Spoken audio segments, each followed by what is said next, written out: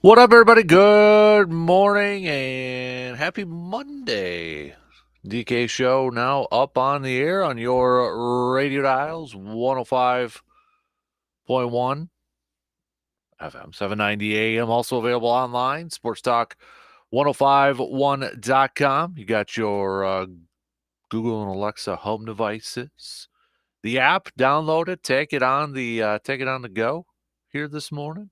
Also, video streams up and rolling as well. So appreciate you tuning in, and hopefully, you all had a fantastic weekend, and you're ready to hit up a brand new work week here. What do we got on a good old game plan for us this morning? Lots to catch up on. Brewers winning another series, taking 2 out of 3 against the Cincinnati Reds. Their lone loss coming yesterday, a 4-3 loss. DL Hall making his comeback. First time we've seen him pitch in a game since April. But nonetheless, the Brewers picking up a 1-0 victory on Saturday in a pitching duel there, thanks to Rhys Hoskins' go-ahead home run in the 8th. And then Brewers on Friday, solid outing from Aaron Savali, picking up an 8-3 win. So Brewers now up 7.5 over the Cardinals for first place in the division right now. 7.5 game cushion. And things are about to get a little bit more tough here we're almost a quarter, or we almost are 3/4 into the season here. A couple more games into this thing, but things are going to get a little bit more dicey, a little bit more, shall we say, tougher with the Dodgers coming in here. Litmus test, however we want to describe it, however we want to describe this thing. So, but nonetheless, yeah, things are going to get kind of interesting. It's a good test here for the Brewers coming up with these 4 games, now starting up with the Dodgers tonight. We're going to get Freddie Peralta taking on Clayton Kershaw in a pitching duel over there. So that should be a fantastic one. You look at the rest of this series. I know we got to take it game by game here, but you got Kershaw, Peralta, Colin Ray going up against Stone on Tuesday. Montas is going to get to start on Wednesday. It's a little TBD for the Dodgers on Wednesday. Also TBD for the Dodgers on Thursday, but Tobias Myers is going to get that start on Thursday too. Well, I want to talk a little bit about Tobias Myers coming up here too, because even though he didn't get credited with the win on Saturday, what a fantastic pitching performance again from the rookie, going deep into the game here. I mean, what else can we say about Tobias Myers that already hasn't been said maybe in the last couple weeks or so? I mean, the dude has been amazing and a big boost for this starting pitching staff. A huge boost for the starting pitching staff here. So I want to give a little shout out to Tobias Myers coming up here too this morning. So we'll hit that up. Plenty of Brewers chats coming at you here this morning. We're going to talk a little green and gold. Preseason game number 1 in the books, defeating the Cleveland Browns on Saturday. Jordan Love in the offense playing one series. It only took 3 plays for them to put up a touchdown, a long touchdown pass to Dontavian Wicks. And that was like, all right, we're done. We're done after that. But what stood out to you? What were some of the positives? What were some of the negatives from that game? Again, not looking at wins or losses when it comes to the preseason and such. But if you were to put your scouting cap on, what what what were some of the positives, or what were some of the negatives that you witnessed in Saturday's game against the Cleveland Browns? Game number 2 coming up. It's going to be on Sunday against the Denver Broncos. A little bit of a later one there. Goodness gracious there. So, man, why do we got to do a late one on Sunday for the Broncos? Come on now. But yeah, Sunday, 7 p.m. preseason game. Are you kidding me right now? Anyways, there's a grind my gears early for a Tuesday. But nonetheless, I got some positives and I got some negatives, or shall we say thumbs up, thumbs down from the game on Saturday. So we'll hit that up, but I want to hear from you. Okay, I want to get your scouting reports. Hit me up with a text on that Shoe Doctors bullpen line, 715-830-1912. So we got that. It is a weekend hangover. So what were the highs? What were the lows from the weekend for you? Let us know. Again, hit us up with the text over there. So we'll hit that up. We'll do a little local sports roundup. A lot of baseball action kind of wrapping up and going on right now. But Eau Claire Babe Ruth, the Babe Ruth A's are 1-1 in pool play in their portion of the World Series tournament. They're going to be taking on Puerto Rico today. The Eau Claire Express, just a game short. They ended their season just a bit short, making it to the postseason. But they did end on a high note, winning their final game of the regular season at Carson Park against the Madison Mallards. What a run in that second half for the Express. What an offensive team throughout the whole season for the Eau Claire Express. So congrats and shout out to everybody involved, Craig, Dale, Sammy, the entire team, Vic, everybody. What a fun season it was. But the Express season officially in the books, and Legion baseball. We've got Eau Claire Legion 19Us. They were in their national tournament run, and they ended up falling the other day, but they finished in the last 20 teams competing for a national championship. So shout out to everybody involved in there. I know we got WBA, Wisconsin Baseball Association teams also punching their tickets to the tournament and such. High school football practice, and get some scrimmages this week, and the other sports are going to be picking up and starting practices this week. So busy times. We'll do our best for a little local sports roundup for you here this morning. So we'll get to that coming up a little bit later on. But I want to talk, the first hour, I want to talk some Brewers and I want to talk some Packers. So Brewers, what a huge test coming up here.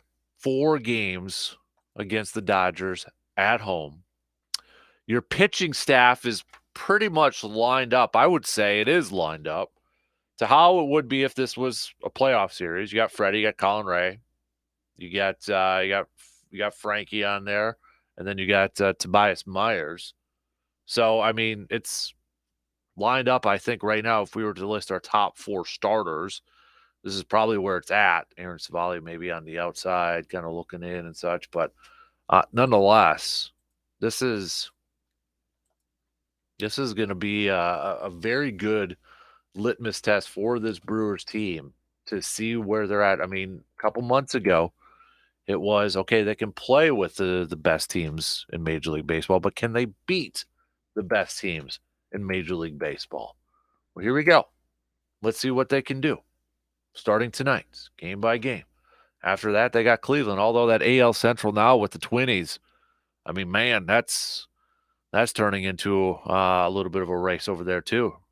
Twins, I think, are kind of little flying under the radar here a bit. I mean, they're, I know they lost their last 2 games, but they're just 3.5 back now from the Guardians.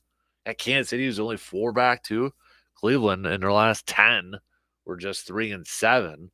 But maybe Twins flying a little bit under the radar here too. But nonetheless, taking a look at this Brewers series with the Dodgers, and when you look at it from a win-loss perspective, the Brewers are just a couple games behind both the Dodgers and the Phillies for the best record in the National League.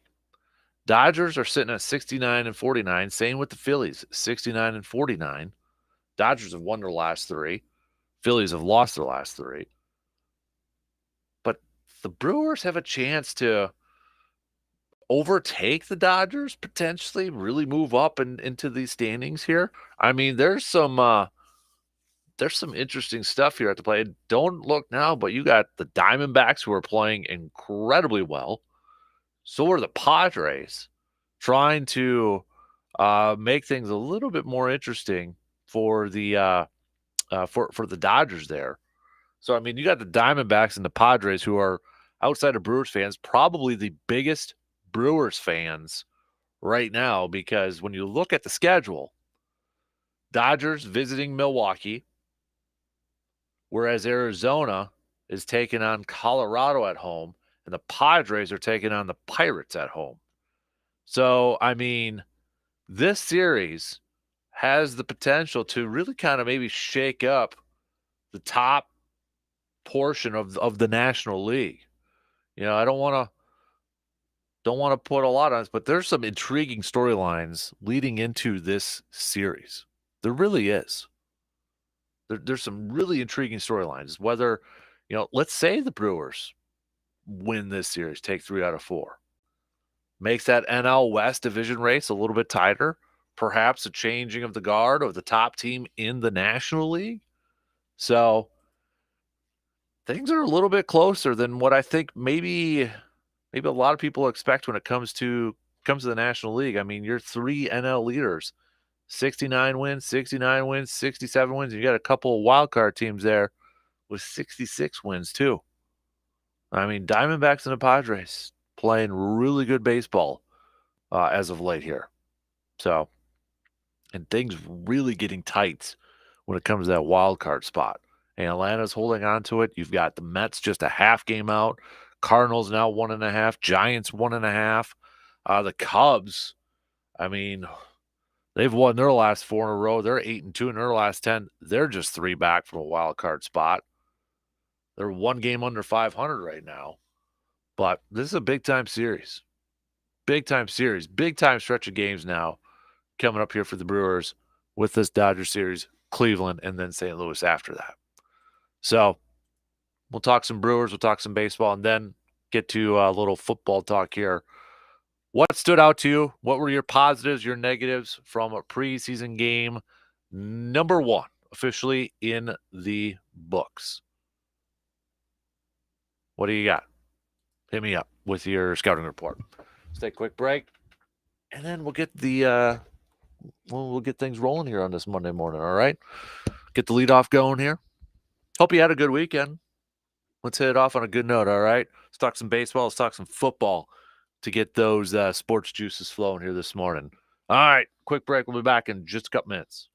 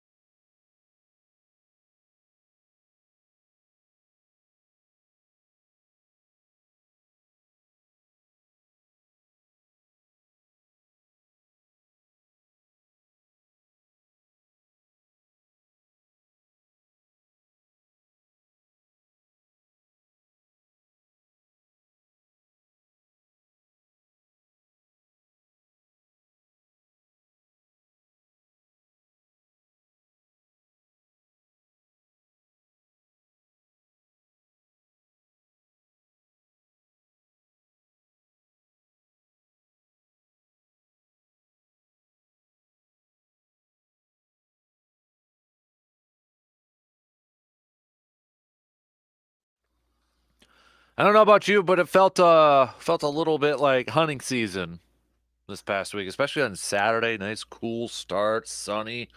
Hutzie and I hit the woods, checked out some tree stands, and just taking a walk out there. His shot his BB gun and such that we picked up from Tilden Gun, or I got him from Tilden Gun for his for one of his Christmas gifts this past year. But kind of got the hunting juices flowing and thinking it's getting close, baby. So if you're getting ready, or if you haven't thought about getting ready yet for hunting season, you better do so, because look at the calendar. We're in August, September, October, November. You got deer gun season coming up, or you got bear and turkey and duck hunting coming up in a month or so. So if you're not ready, you better head on over to our good friends at Tilden Gun. All right, or you can visit their website at tildengun.com. So easy to use, so easy to order from. I've done it myself. If I can do it, anybody can do it. But otherwise, check out their sweet setup. It's kind of like an outdoor person's man cave over there. 12427 90th Avenue, Chippewa Falls. Sean and Hunter, awesome people to work with. Great people, good selection, best prices in the area. So, but fantastic people over there. But if you want to get ready for hunting season, it's coming up here. Kind of got the juice, even maybe this morning, a little cool morning to get going out there. Kind of starting to feel like hunting season, but let Tilden Gun help you out. All right, let them help you out. We're gonna have a new episode also of the Green and Gold Chalk Talk video series. Make sure you're subscribing on the YouTube page for all the episodes up there. So a new episode of the Green and Gold Chalk Talk will be up on YouTube a little bit later on. We'll talk more about that preseason game and looking ahead to preseason game number 2 on Sunday against the Denver Broncos. So, but before we get to that, let's talk a little baseball here this morning, a little Brewers baseball here this morning, to get things rolling here. Brew Crew picking up another series win, taking 2 out of 3 against the Reds. Their lone loss coming yesterday in DL Hall's first appearance since back in April for DL Hall. DL Hall is going to be an interesting player to see how the Brewers utilize him for the last couple months or so. He got to start yesterday, going 4 2/3. Did strike out 9. He did strike out 9. 3 walks, three earned runs over there too. Did give up a home run, but for a kid, for a guy that we haven't seen since April, I thought it was a solid outing from him. I did, but it's going to be interesting to see as we get closer to the postseason how the Brewers utilize him, because he was so instrumental to Baltimore coming out of the bullpen last year down the stretch and into September. Could the Brewers kind of go a similar route, even though they still want to develop him as a starter? Because, I mean, he throws 4 really good pitches. So it'll be interesting to see, how it continues here. But for now, I got to imagine he's going to continue to be, coming out or being a part of the starting rotation over there. So good to see DL Hall back in the lineup and getting the starts yesterday. So, but the Brewers, the big picture, they did take 2 out of 3 against the Reds. They did win this series. Going back to Friday's game, Aaron Savali, that was a dude that we were talking about on Friday. We've been talking about for a while. We want to see some improvement from. We want to see some better outings from, and he had that Friday. Now let's start to stack success. Let's start to put together a string of good starts here.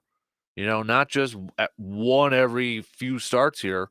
Let's see some consistency with this thing. I mean, this is his first win in seems like forever. But he went 6 and a third, giving up just a couple earned runs, striking out 5. You gotta tip your cap. Finally, easily his best outing as a Brewer in his short term as a Brewer since when he was acquired at the beginning of July there. But now let's start to see back to back, back to back, back to back starts of Aaron Savali being a consistently good starter in this rotation here. And let's make things interesting because, again, I think your top 4 starters right now, if the postseason were to start, it's Freddie, it's Colin Ray, it's Tobias Myers, and then maybe it's Frankie on there or a combination of, you know, I think it's a battle for that 4th one. Is it Frankie? Is it, Savali? Is it gonna be DL Hall? Where's that other starter gonna come from? But I think maybe the better question or the better answer in this whole thing, your top 3 right now is Freddie, is Colin Ray, and Tobias Myers in any particular order that you wanna throw into. Freddie's probably gonna get the game 1 start, but who knows? But Tobias Myers on Saturday, you know, we've been talking about him for since, June because that's kinda when things really seem to have kicked into gear with Tobias Myers. And he doesn't get a decision in his game on Saturday. He had a little bit of a pitching duel going back and forth between Martinez and Tobias Myers. But Tobias Myers went 7 and a third, giving up just 3 hits, no walks, and 9 strikeouts. Didn't issue a walk. Tobias Myers, I mean, you want to talk about guys who have really stepped up this year and other players. I mean, there's been a bunch of players who have really stepped up and taken advantage of their opportunities this year or have really showcased what they can bring to the table. We were talking about Jackson Shearer. We've talked about other players, and we've talked about Tobias Myers a little bit here too. But what he has done this year, especially since June, has been pretty impressive. You go back, I mean, he finished the month again, June, 4-0, 1.44 ERA. Okay. Fantastic. July, 1-2, still 2.70 ERA. You take out his July 4th game, Colorado, where he went 6 and 4 earned runs, 3 other starts, 3 total earned runs. And in his first couple starts here in the month of August, he's 0-1, but the one loss against Washington, 1 earned run, was a home run there. But .73 ERA in 2 starts so far in the month of August. Man, a lot of again, I don't wanna look too far in the future because this team has a chance to do some impressive stuff this year. But you look at the future of this young starting rotation, assuming Tobias Myers continues to play at the level he has. If Robert Gasser comes back and kind of picks up where he left off, we'll see how DL Hall continues to get better. You got Jacob Mizorowski, who's in AAA. I mean, the young, talented starting pitchers that this team has for the next few years here is going to be it's going to be a lot of fun to watch. It really is. But Tobias Myers, now when you look at his last 11 starts, he has just a 1.75 ERA. 1.75 ERA in his last 11 starts. Overall on the season, 2.79 with a whip of a 1.08. Just another youngster, another rookie with a fantastic performance. And hopefully this guy can continue to do it, not, throughout the rest of this season and into the postseason, because if the Brewers get to the postseason, don't want to jinx or anything, but if they get to the postseason, he's going to be a guy that is going to be a crucial part and a crucial player to hopefully the Brewers winning a series and making a nice deep run into the postseason here.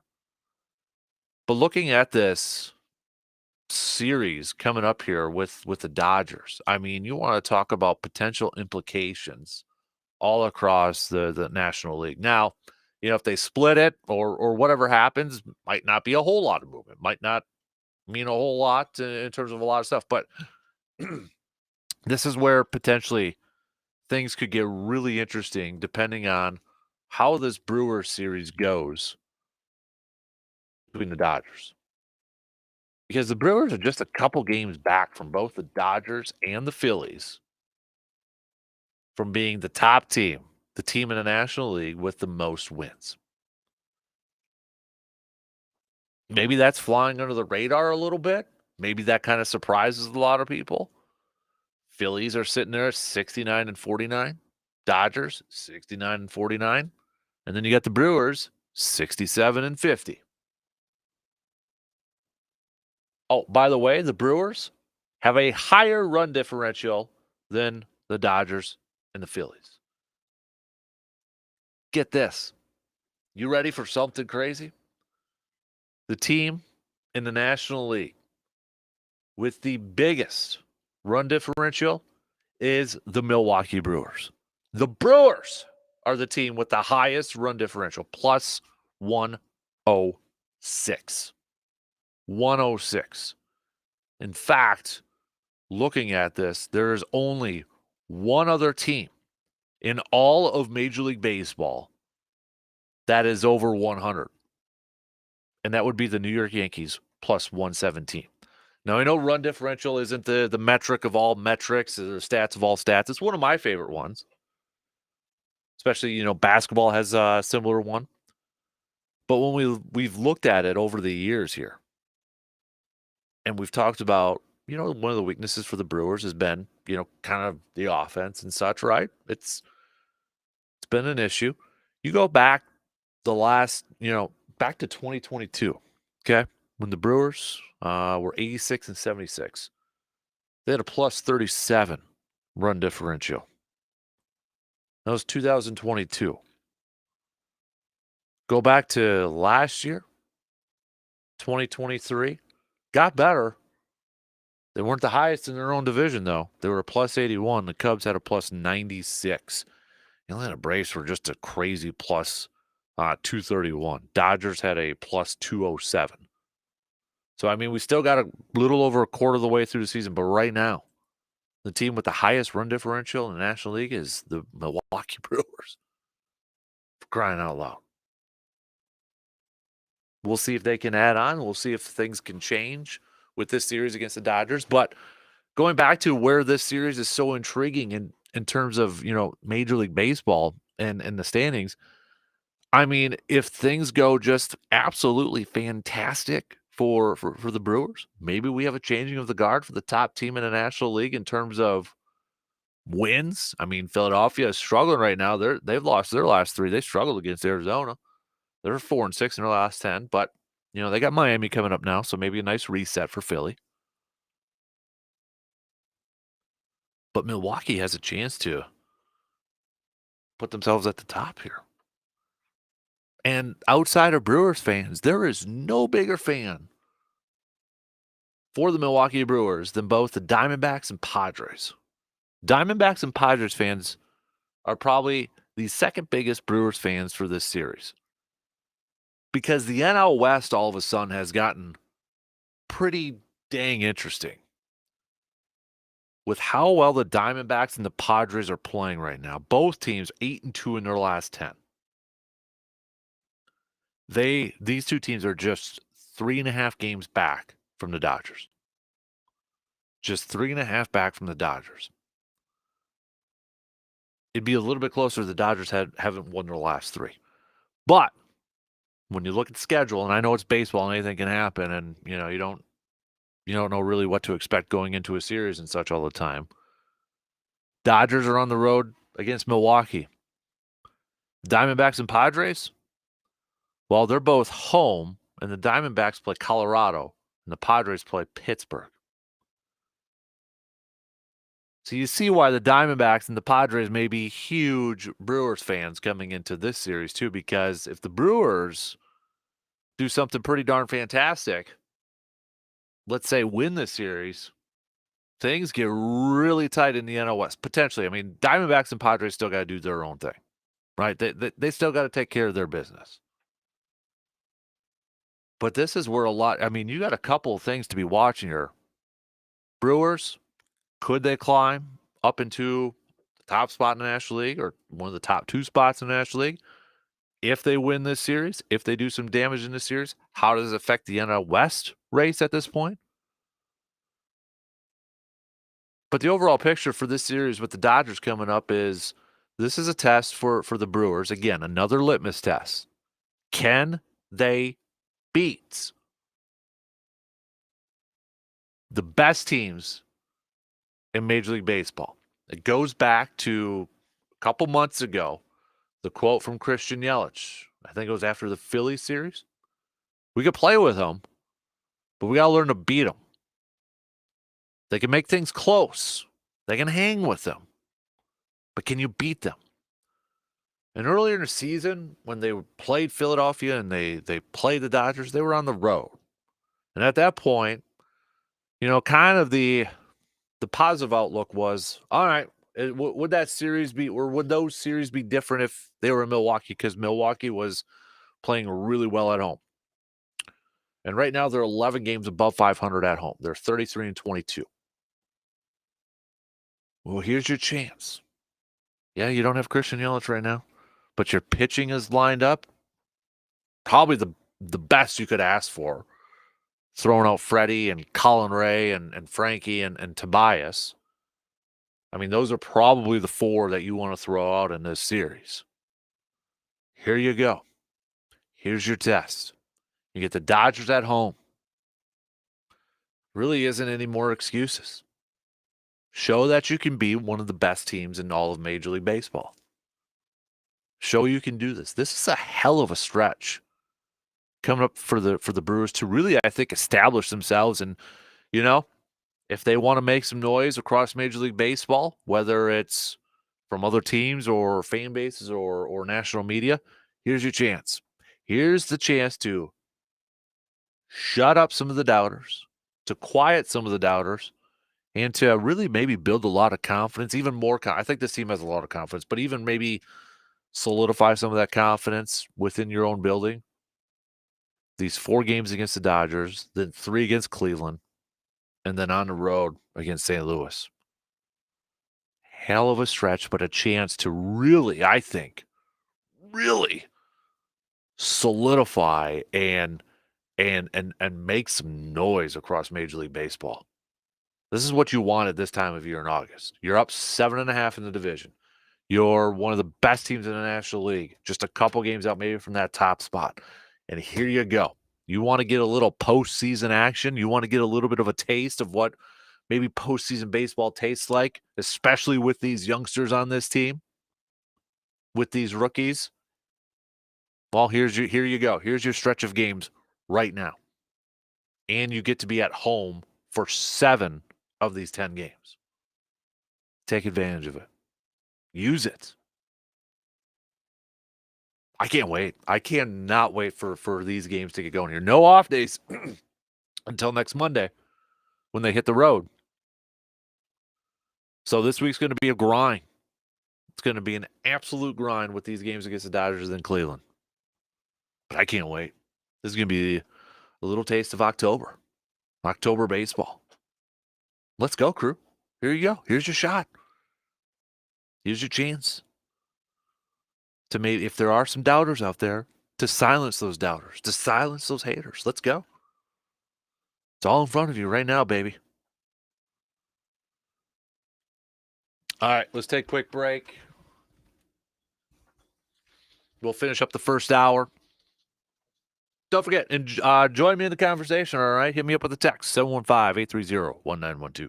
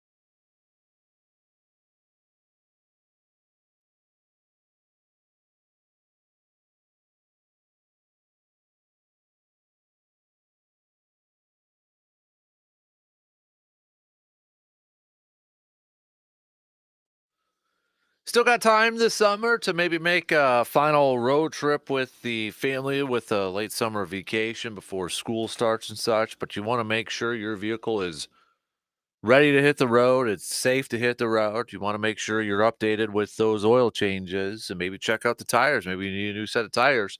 Well, guess what? ASAP Used Auto Parts can do all of that for you. Just give them a call, 715-514-4501 to set up your appointment for an oil change, or bring her on in to get some new tires and such. Or maybe if you're working on a project or you want to save some cash and save some money with some high quality used auto parts, they got that too. Just visit their location, 1330 Menominee Street in Eau Claire. All right, 1330 Menominee Street in Eau Claire. That's right across the street from the Do Dodge over there. Also, too, with football season coming up here, maybe you're thinking about, hey, I got to redo that man cave or that rec room space or that whatever space that you kind of hang out during football season to watch all the games and such. You got to start with the floors. You got to work your way from the ground up. So if you're looking to upgrade your flooring game this year for this upcoming football season, Carpet City Flooring Center in Eau Claire is your go-to place. 3109 East Hamilton Avenue in Eau Claire. If you're not sure what style would work best in your space or what would look the best, their staff over there, the entire team over there will work with you. They will match or beat the competition. If you happen to find a better deal elsewhere, they will match or beat that competition. But what sets Carpet City Flooring Center from the competition or from the rest is that team over there, the entire staff over there, just some of the best people that you can ask to ever work with. So if you're looking for that new flooring, whether it's, maybe you want to redo your space for the upcoming football season, or maybe you're doing some remodeling throughout the whole home, or maybe you're building a new home and such, you want to check it out at Carpet City Flooring Center in Eau Claire. Again, 3109 East Hamilton Avenue in Eau Claire. All right, we got about 10 minutes to the top of the hour. Coming up next hour, we'll do a little local sports roundup. I will do my best to fill in for Mr. J.C. Nisi, Justice Cleveland, sports director extraordinaire. I know we got a lot of local baseball stuff to kind of hit up and such, and I know more prep sports will be starting practice this week, so we'll hit that all up and recap some of the stuff that's going on in terms of some local baseball out there too. So we'll hit that up. Also, Packers preseason game number 1 in the books. What stood out to you, whether it was positive stuff or negative stuff or thumbs up, thumbs down from what you saw on Saturday? Obviously, we don't care about who won or lost a preseason game. We're looking at individual performances and a bunch of other stuff out there too. So, give me your scouting report from what you saw in the game on Saturday. All right, your thumbs up, thumbs down performances and such. Uh, Brewers again tonight, game 1 against the Dodgers, 7:10 first pitch. It's going to be a 7:10 first pitch for the next couple of days here, all the way up until Thursday when we have a day game between the Dodgers there. Freddie Peralta is going to be on the mound tonight for the Brewers. Clayton Kershaw is going to be getting the start for the Dodgers. So we got a left-handed pitcher. Brewers last week had that there was that article on brewers.com. They want to, because for the most part, for the beginning part of the season, the Brewers were kind of labeled as a team like, oh, they can't hit left-handed pitching, or left-handed pitching gives them some struggles. And they want to change that narrative. Here you go. We got another chance going up against Clayton Kershaw here. Clayton Kershaw has missed a big portion of the season recently, a few weeks ago, coming back, a couple weeks ago, coming back there. So far this season, he is 0-2 with a 4.38 ERA in just 3 games started. Even though in these 3 games, he's only pitched a little over 12 innings total. He's coming off of a loss against Philly, where he went 4 2/3, giving up 1 earned run. Loss against the Padres back on the 31st, 3 2/3, 3 earned runs, and no decision. His first start against the Giants, where he went 4 innings and gave up 2 earned runs. Freddie Peralta, meanwhile, in his last outing, where he picked up a win against Atlanta, he went 5 innings, giving up 8 hits, 4 earned runs, and struck out 6.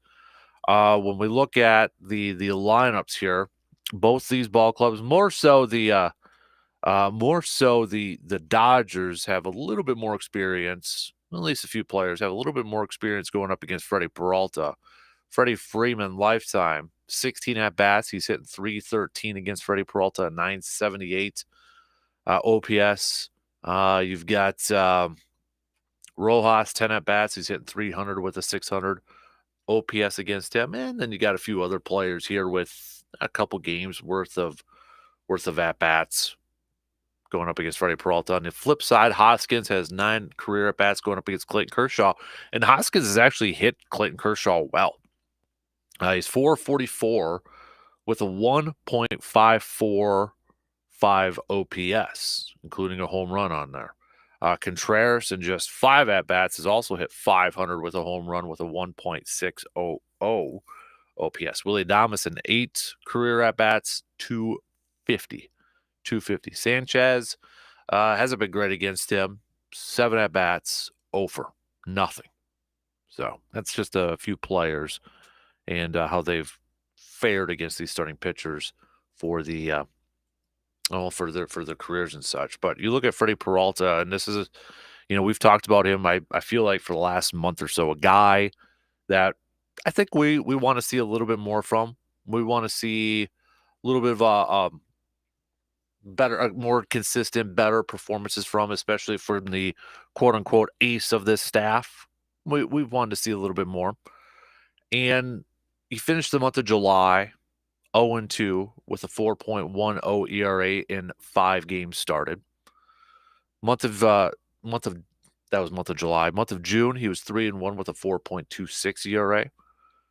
As we mentioned, his one start so far in August, that August 7th game against Atlanta, he went 5 innings and 4 earned runs there. So I think it's safe to say majority of Brewers fans, majority of people maybe wanting to see just a little bit more from Freddie Peralta, more in terms of like higher production, better production out there.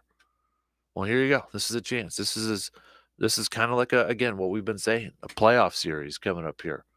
Can you rise up to the challenge? Can you rise to the moment? Can you showcase that you are indeed the ace of this staff? It's a big moment. It's a big game for Freddie Peralta.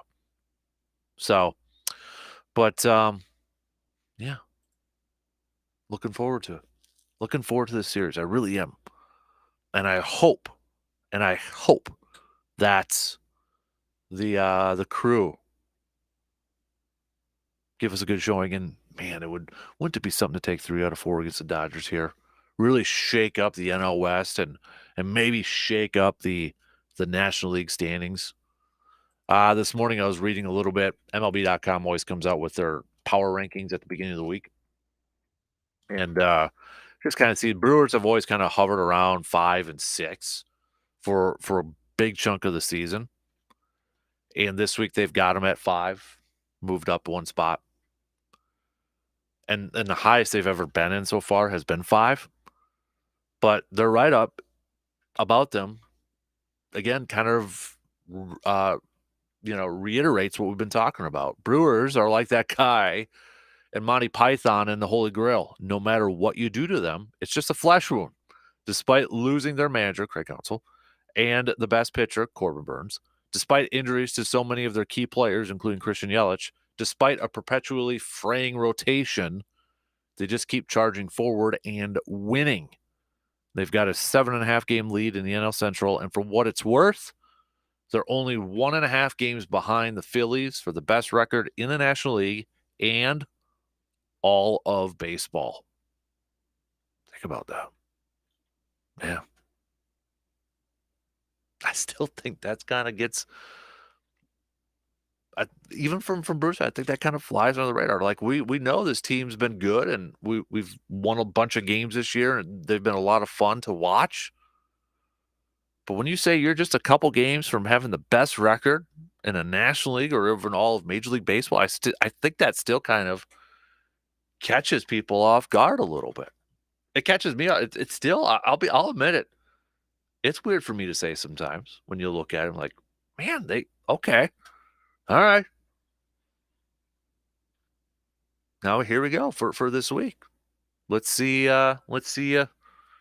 hopefully stay at that pace or maybe become the best team. I know that doesn't mean anything, and you still got a quarter of the season here to go here, but what a big time confidence booster, even more of a confidence booster this team could have. So, all right, I only got a couple minutes to the top of the hour. We'll get back to more baseball talk and some Brewers talk coming up next hour.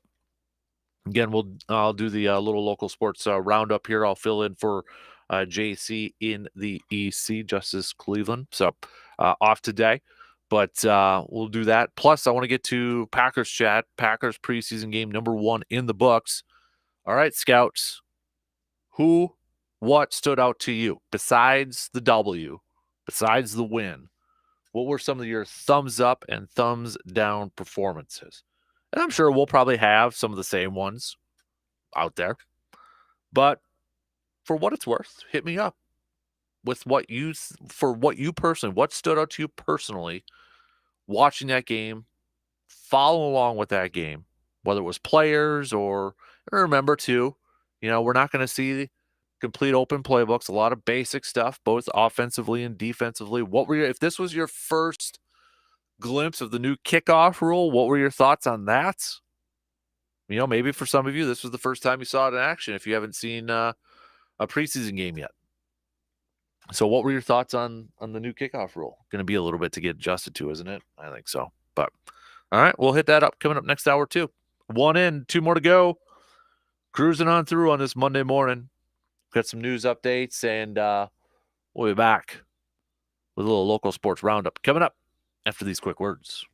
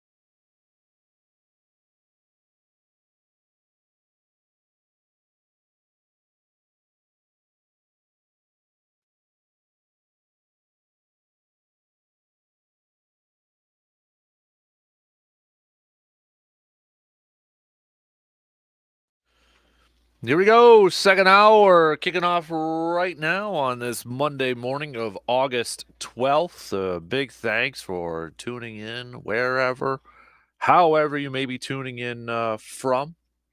Don't forget to check out the video stream.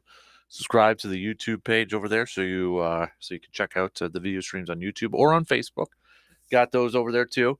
Mobile Man Cave is going to be out and about. Got to give a big shout out to our Mobile Man Cave partners, Carpet City Flooring Center, Toyson Ford, Woods and Water Realty, and the Elbow Room, especially with football season coming up here. We'll be hitting the road quite a bit there. If you got any nominations or thoughts or suggestions on where the Mobile Man Cave should hit up, let us know. All right, we're open to some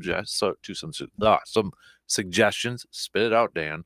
All right, but speaking of Woods and Water Realty, even with the colder temperatures coming out here and maybe feeling a little bit like hunting season and such, if you're looking for that for your own hunting parcel, a few acres to put up a ladder stand or such, check out woodsandwater.com. Woods and Water Realty, your real estate store.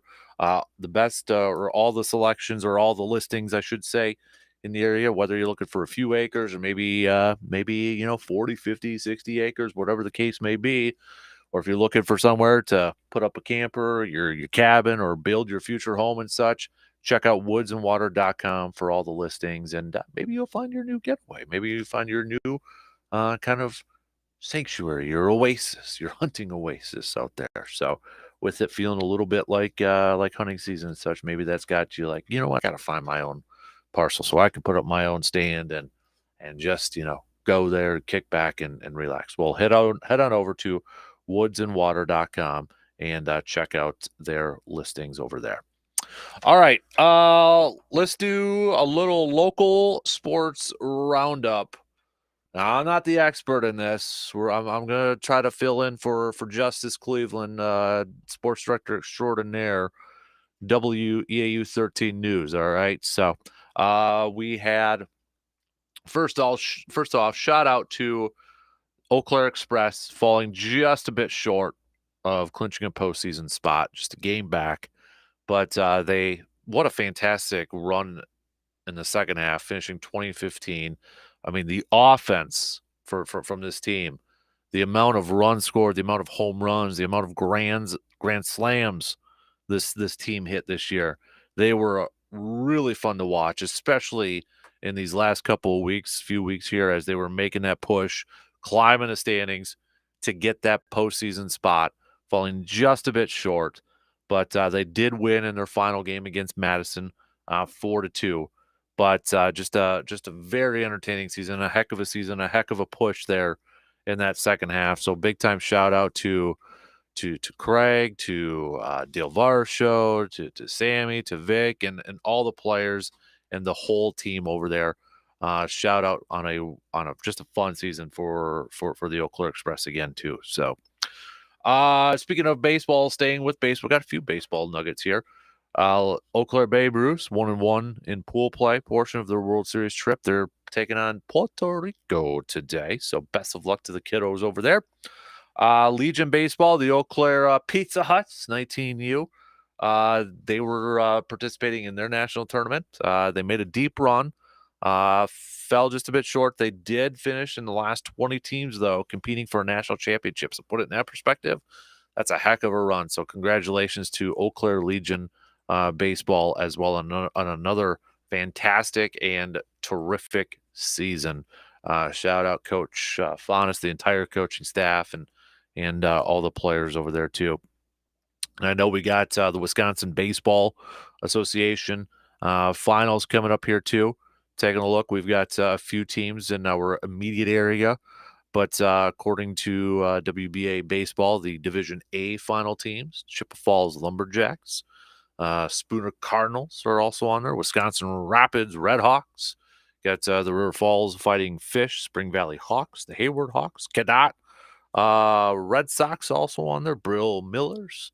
Division B final teams, you got the New Richmond Millers, the Norwalk Knights, Bay City Bombers, Osceola Braves, Rib Lake's under Rib Lake Osprey, Interwald Woodticks. I know a lot of you probably don't know Interwald. When I was in Little League, we played in Interwald. I know exactly Interwald. So Interwald Wood Ticks, the Elmwood Expos, and the Ellsworth Hubbers too. So Wisconsin Baseball Association state tournaments finals coming up here. Football, we're going to see some scrimmages. High school football, we're going to see some scrimmages at the end of this week here too. So I know we got a few of them locally in that.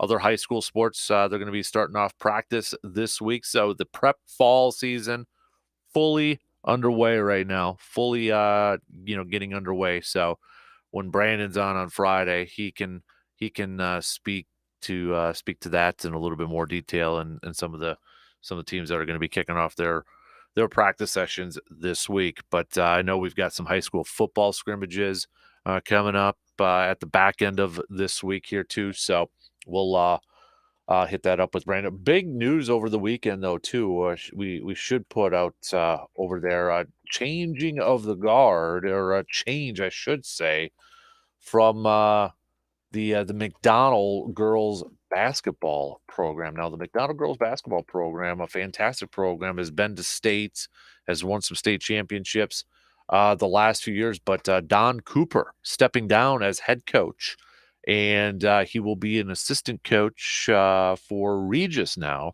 and he's also been an offensive football assistant for Regis too. So but Don Cooper is going to be resigning as McDonald Central girls head basketball coach. So big news over there. Again, when Brandon's joining us, that's Brandon's coverage area.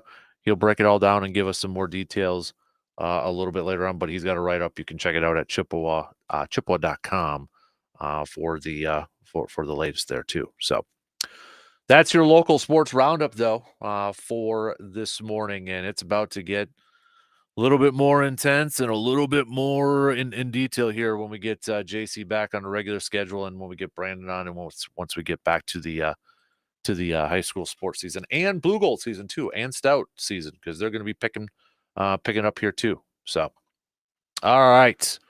Speaking of the weekend, give me some picks for your weekend warriors. All right, weekend warriors.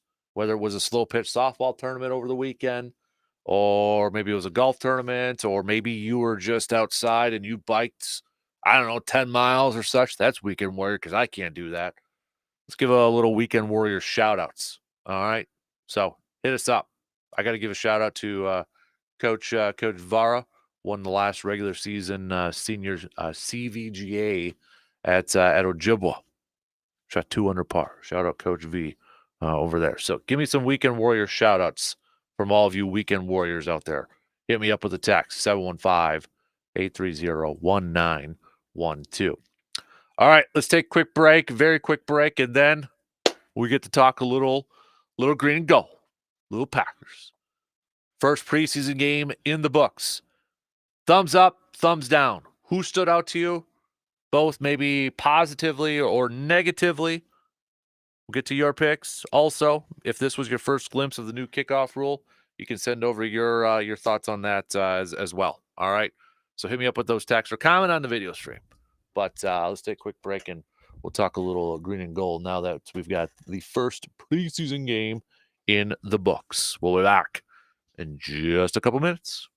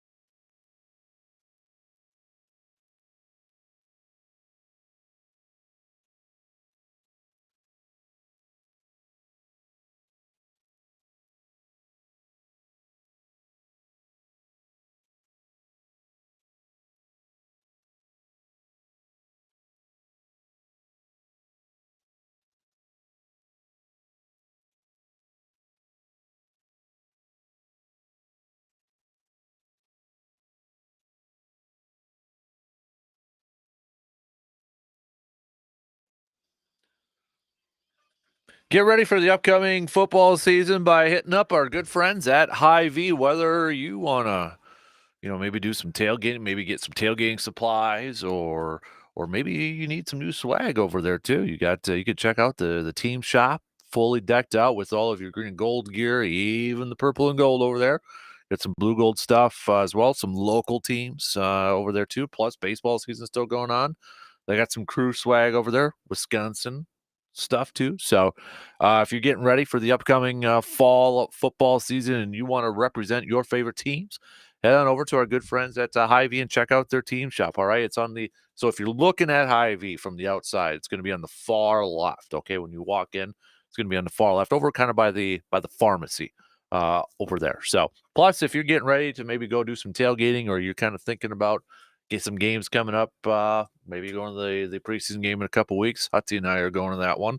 You want to get some supplies? Hit up Hy-Vee here in Eau Claire. I'm hoping to do the show from there the September 6th, since the pack play that night to open up the season. I think we need to do a little tailgate show there Friday morning from Hy-Vee and such. So keep it posted if we're able to do that. Take the mobile man cave over there and do that over there. It should be a lot of fun, especially have some, maybe do some tailgate games and all that too. So, all right.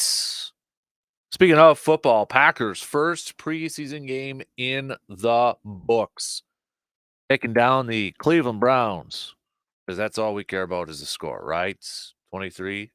No, we don't care about the score when it comes to preseason games. Main thing is that we hope nobody gets hurt, and we look at individual performances and maybe some collective, performances like offensive line, defensive line, that sort of stuff. But, to kind of go back to the game, Jordan Love and a lot of the starters on offense only played 3 plays. It took 3 plays for them to score a touchdown. It was the long pass to Dontavian Wicks by Jordan Love on 3rd down to was it 63 yard? Yeah, 63 yard catch and run by 65, excuse me, 65 yard.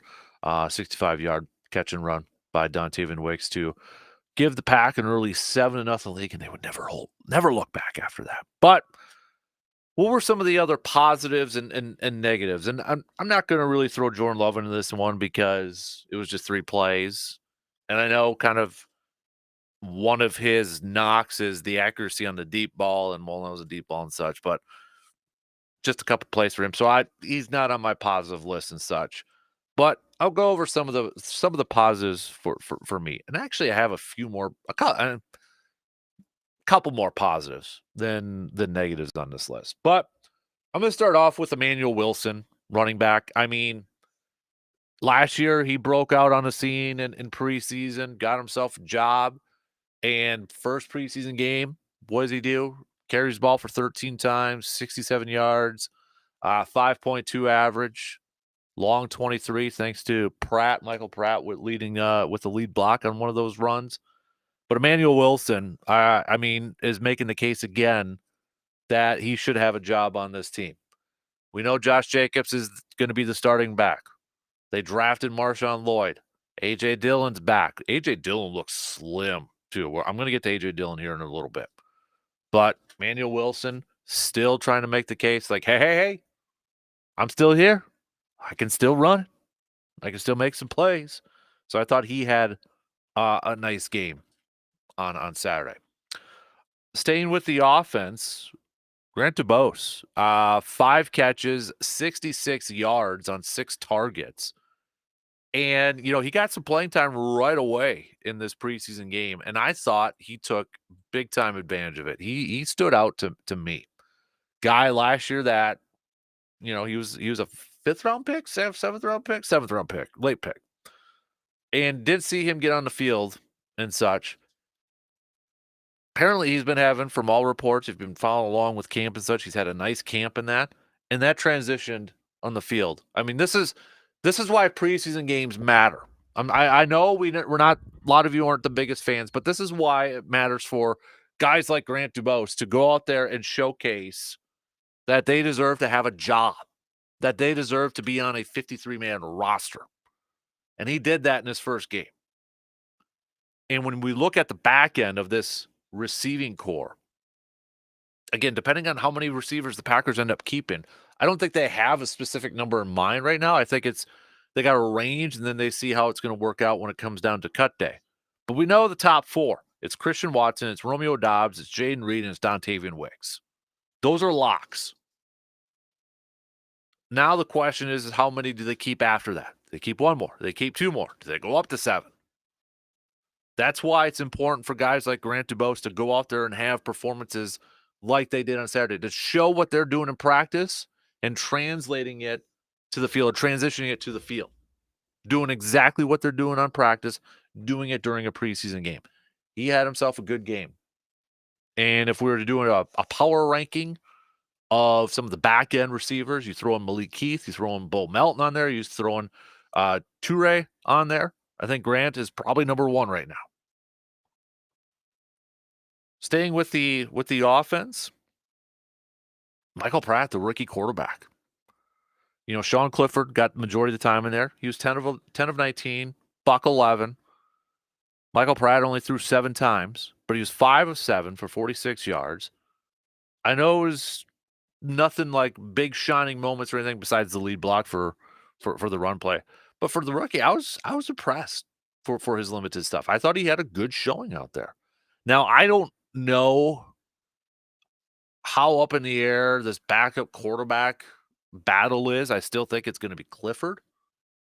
But I got to give Michael Pratt credit. I thought it was a nice game. I thought it was a nice positive game. So thumbs up to him. Again, I don't know if there's going to be a real battle between him and Clifford. I mean, Clifford is more than likely, I would put like a 95% chance he's going to be the backup. But Pratt, maybe next year is when he's going to be that main backup to Jordan Love. I thought he had a nice game. I thought Lucas Van Ness had a nice game too. Made a couple nice plays, put some pressure on the quarterback a few times. Again, if you follow practice reports, I was reading over the weekend a little bit from Matt Schneidman that said he based on average, it's like he makes a play per practice, and he made a couple of those in the game. This is a guy that I think a lot of us have been wondering, is he going to be a better performer with his hand in the dirt, with his new defense, playing a more prototypical 4-3? Is he going to be a guy that is going to be making that year 2 jump, making that sophomore jump? I thought he had a nice performance. On Saturday. He looked comfortable, a lot more comfortable with his hand in the dirt and going after the quarterback. And I thought the offensive line, the offensive line is a group that has come under fire a little bit here in the early parts of training camp. The depth. We haven't seen, Zach Tom's at practice, but he's still recovering from injury. Jordan Morgan is missing some time. He didn't play in the game dealing with a shoulder injury. But I thought for all the different combinations that was thrown out in that game, guys playing, one position on one series, and the next series they're playing a different one. For all the different combinations that was thrown out there, I thought for the most part the offensive line did a solid job. A lot of guys stepping up and played well. Andre Dillard, I think, is probably the leader in the clubhouse for that swing tackle spot right now, the veteran. Sean Ryan, I thought, there was a couple plays there too. Was it one of Emmanuel Wilson's run towards the goal line? You had Emmanuel Wilson like pushing the big man or having his hand on his back and leading the way, getting out in space and leading the way with the blocking charge there. I thought Sean Ryan had a nice game. But overall, the offensive line, for as much scrutiny that they've been getting and talk about, depth, do they have adequate depth? Do they have good depth? I thought the offensive line was solid in their performance. Maybe feel a little bit better of where they're at this point in time. So those were some of my thumbs up from the game. Now my thumbs down. AJ Dillon. AJ Dillon. Now he didn't have a ton of opportunities. I will say this. He didn't have a ton of opportunities in the game. But in his limited opportunities, in those short yardage situations, he didn't perform. He didn't get it done. Now, was it all him? Was it the blocking up front? AJ Dillon, he looks like he's in really good shape. Looks like he's lost weight, but apparently hasn't lost weight. He's just cut down like his fat, like his percentage fat is down, more muscle on there, but he looks slimmer. He looks quicker. But in those short yardage situations, not able to pick up first downs. And that's where his bread and butter has to be. That's where it has to be for AJ Dillon. Short yardage situations, hand it off to the quad master and pick up that first down. And I was a little disappointed for that. Again, didn't have a ton of opportunities.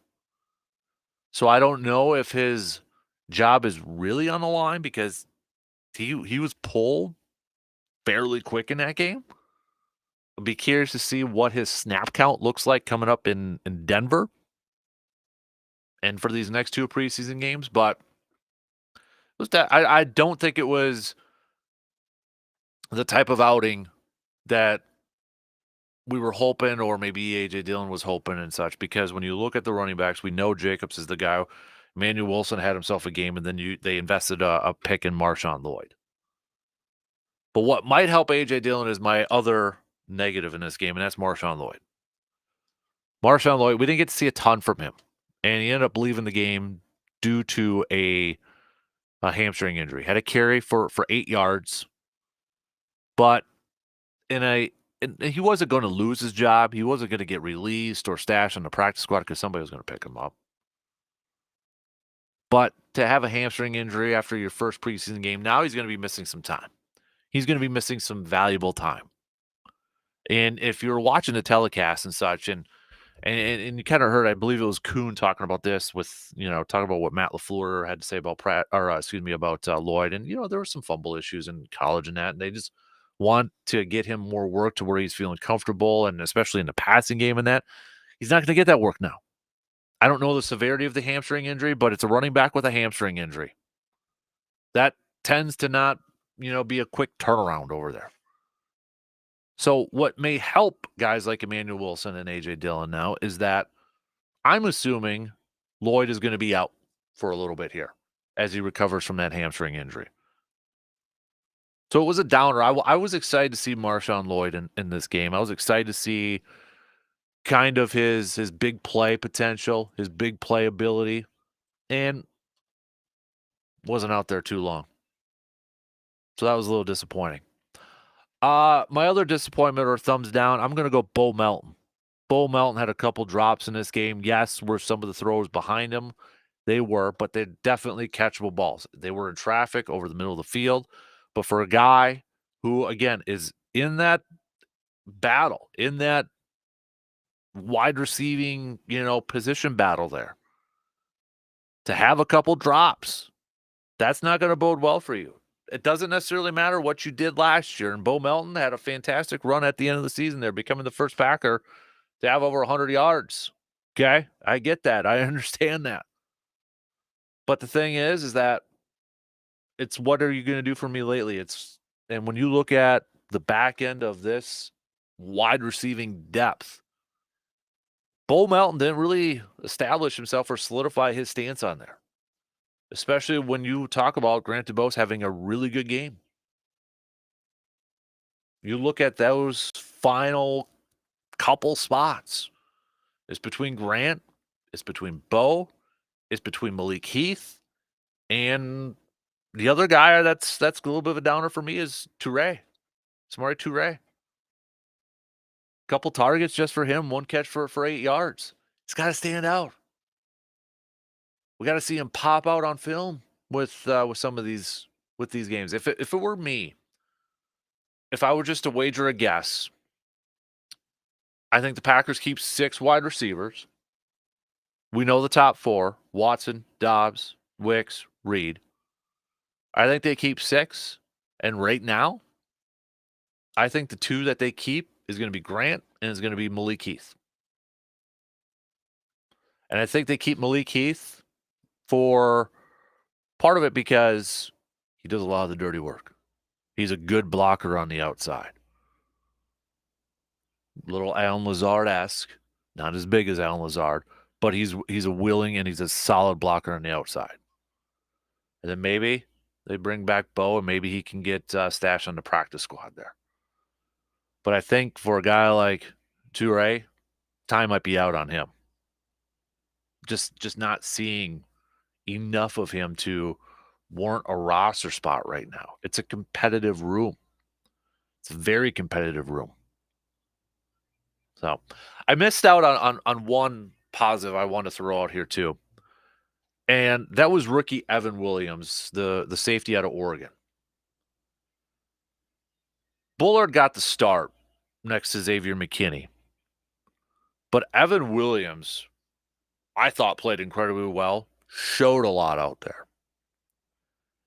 And what's going to be interesting, I think, maybe a storyline or maybe something to kind of follow throughout the regular season, is to see how this secondary group kind of plays out the nickel packages. Because if you remember, if you go back to the draft, when the Packers drafted Bullard and Evan Williams, some of the talk out there, some of the draft experts, some of the scouts out there said these are guys that can play slot corner, nickel corner. They're safety, but they can kind of come up and play that.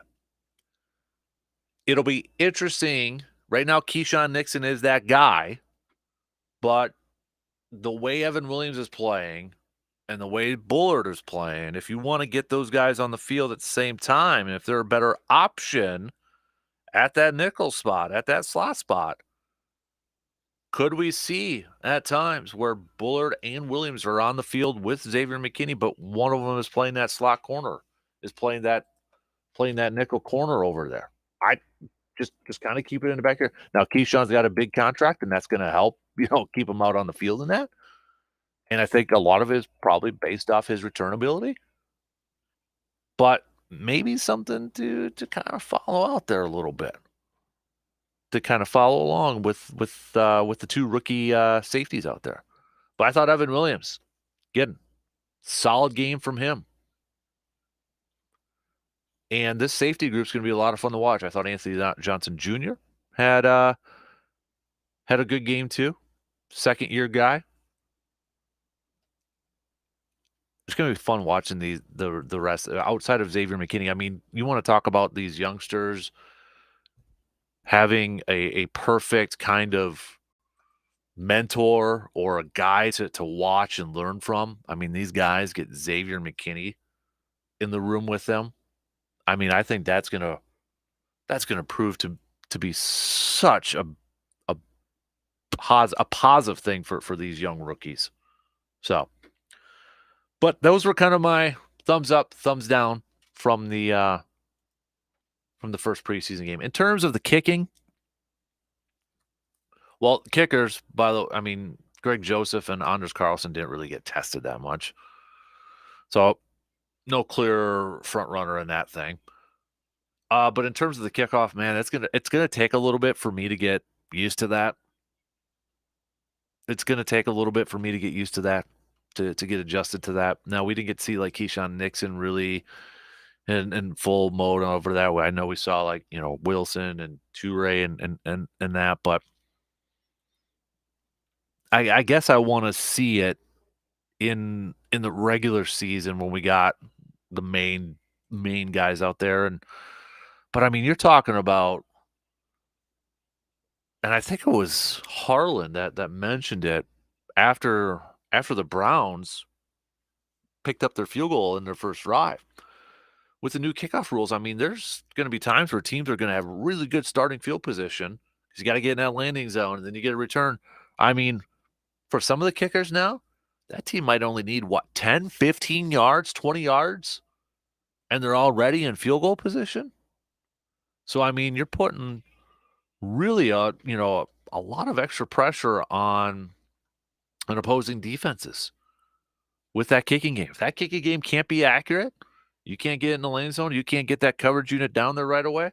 You're already starting off in really good field position and kind of putting a little stress on that defense.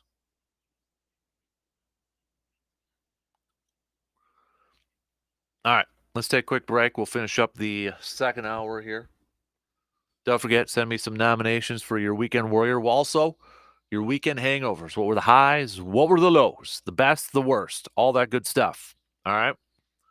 Quick break. We'll be back in just a couple minutes.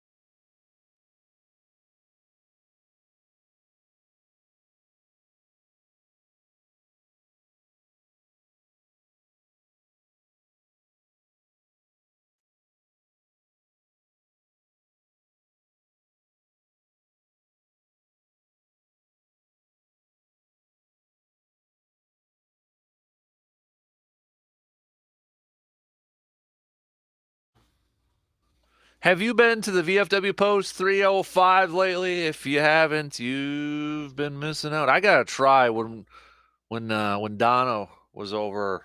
Was it not last Friday? The Friday before at our golf outing, and she stopped by and she was telling us about their taco omelet. I gotta convince somebody to go grab one and drop one off at the studio sometime here because I gotta try that thing. But when she was describing their new menu and all the different items on there, man, it sounds amazing. So if you haven't been down to the VFW Post 305 lately on Star Avenue, go check them out. Whether it's for breakfast, they've got new kitchen hours, music on the patio Wednesdays and Saturdays and such. Got that beautiful view with the river behind them over there too. So check them out. VFW Post 305.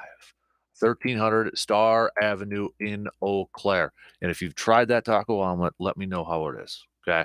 I gotta try that thing out. And I know our good friends, the card collecting club with Brian and such, they've got their events coming up here very soon at the VFW Post 305. It's the second annual free sports cards kickoff for kids, Sunday, September 8th, 10 a.m. to 2 p.m.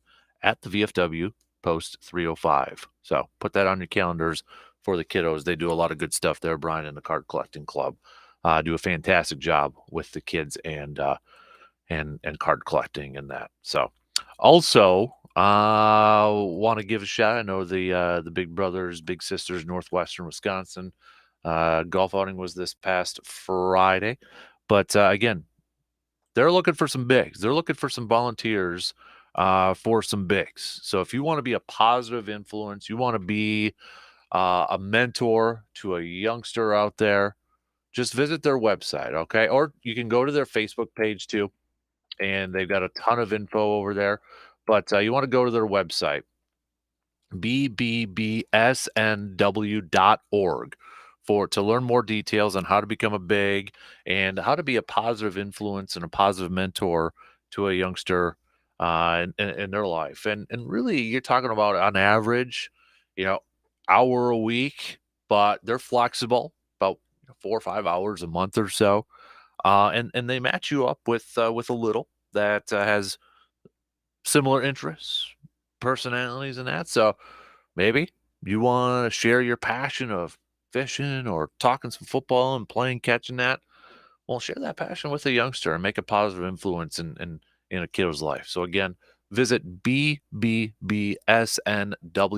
We've got a bunch of kiddos who are on a waiting list right now, and we gotta shorten that waiting list down to zero. Okay, we gotta shorten that up. We want a waiting list of volunteers waiting to help out. That's what we want. We want volunteers that want to help out, not kids waiting for volunteers to hang out with them. We should have a waiting list of volunteers waiting to help kids. All right, let's get that list down. Shouldn't be kids waiting for volunteers. Should be the other way. All right, BBBSNW or excuse me, bbsnw.org.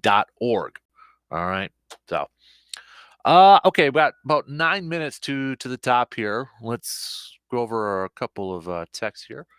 We've got, oh, is it going to freeze on me now? Okay, here we go. C-Bomb a little bit earlier saying kickoff rule is weird.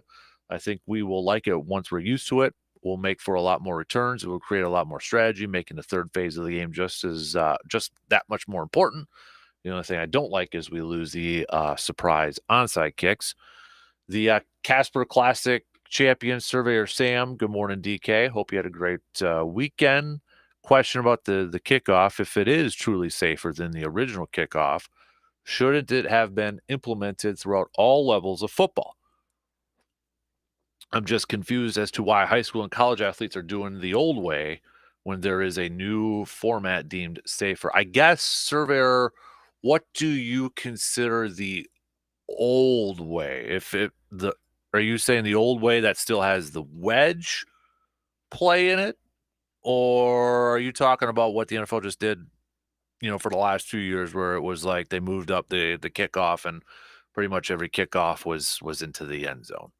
So I believe don't I think the wedge play is illegal in high school, at least in some high school organizations. Now I know every state has a different set of rules.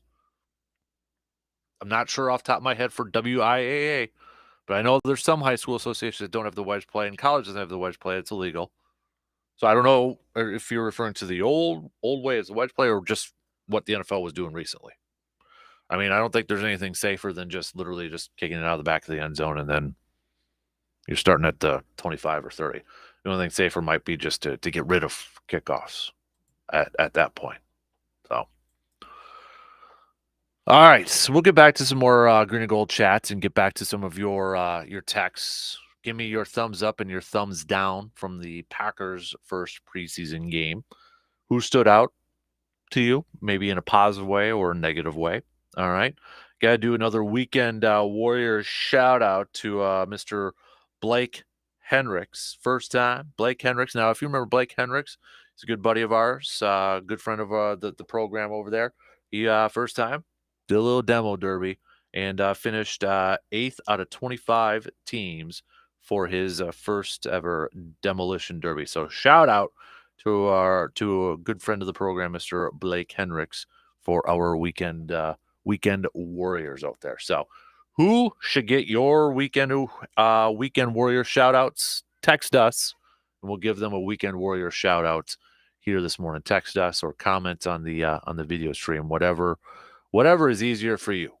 All right, can be slow pitch softball, can be something like Blake, could be we did golf a little bit earlier. Could be, yeah, dominated the hiking trails, or buddy of yours biked 10 miles because I can't probably even do a mile. That's a weekend warrior one right there.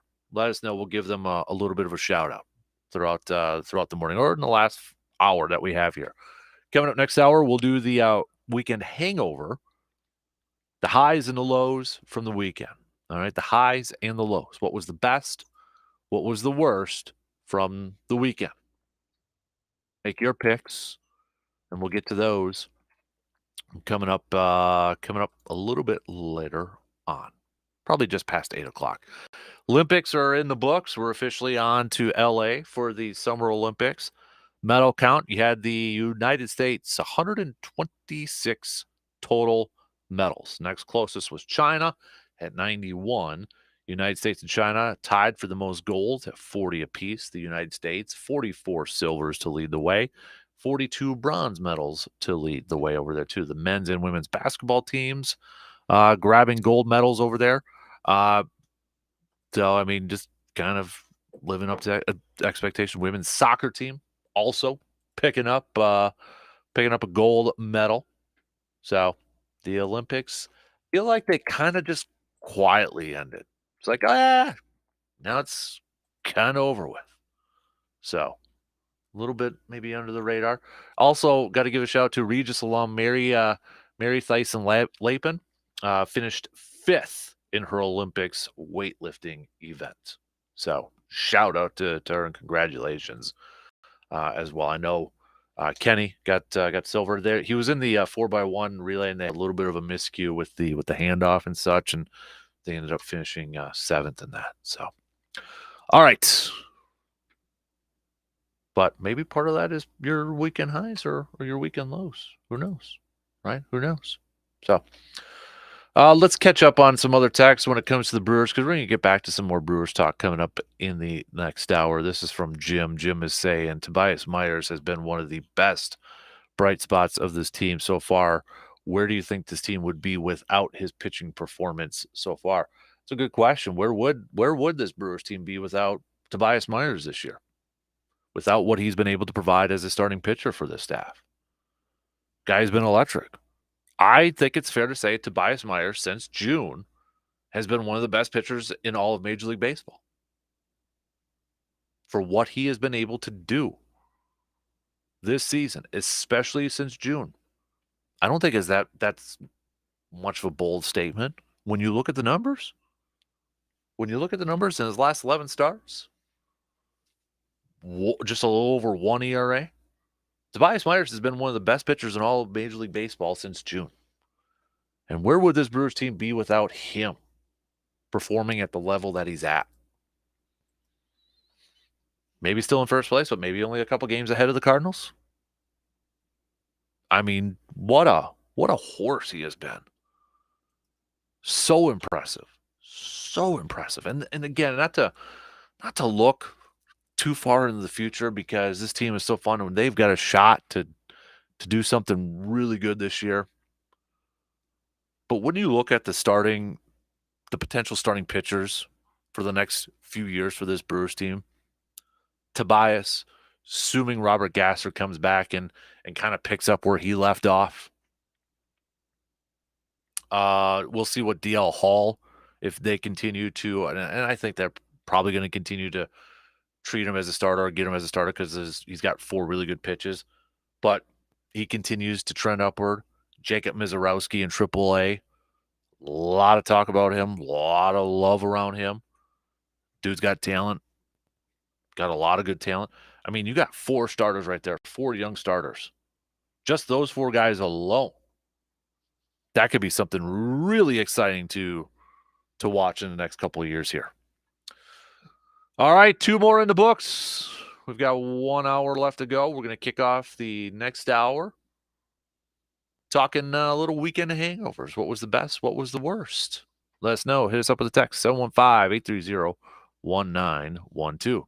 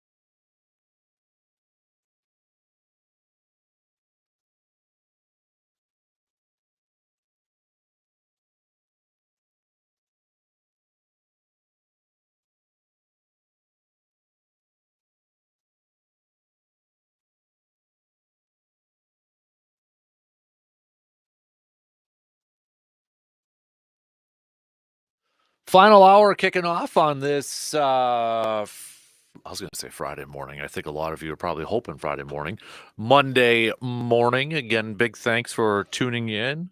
Wherever, however you may be tuning in from this morning, whether it's on the radio dials, 105.1 FM, 790 AM online. You can stream it up over there, sportstalk1051.com. You got the app. Download the app and take us on the go wherever. Also, video streams up and rolling, YouTube and Facebook, smart devices, smart speakers, all that good stuff over there too.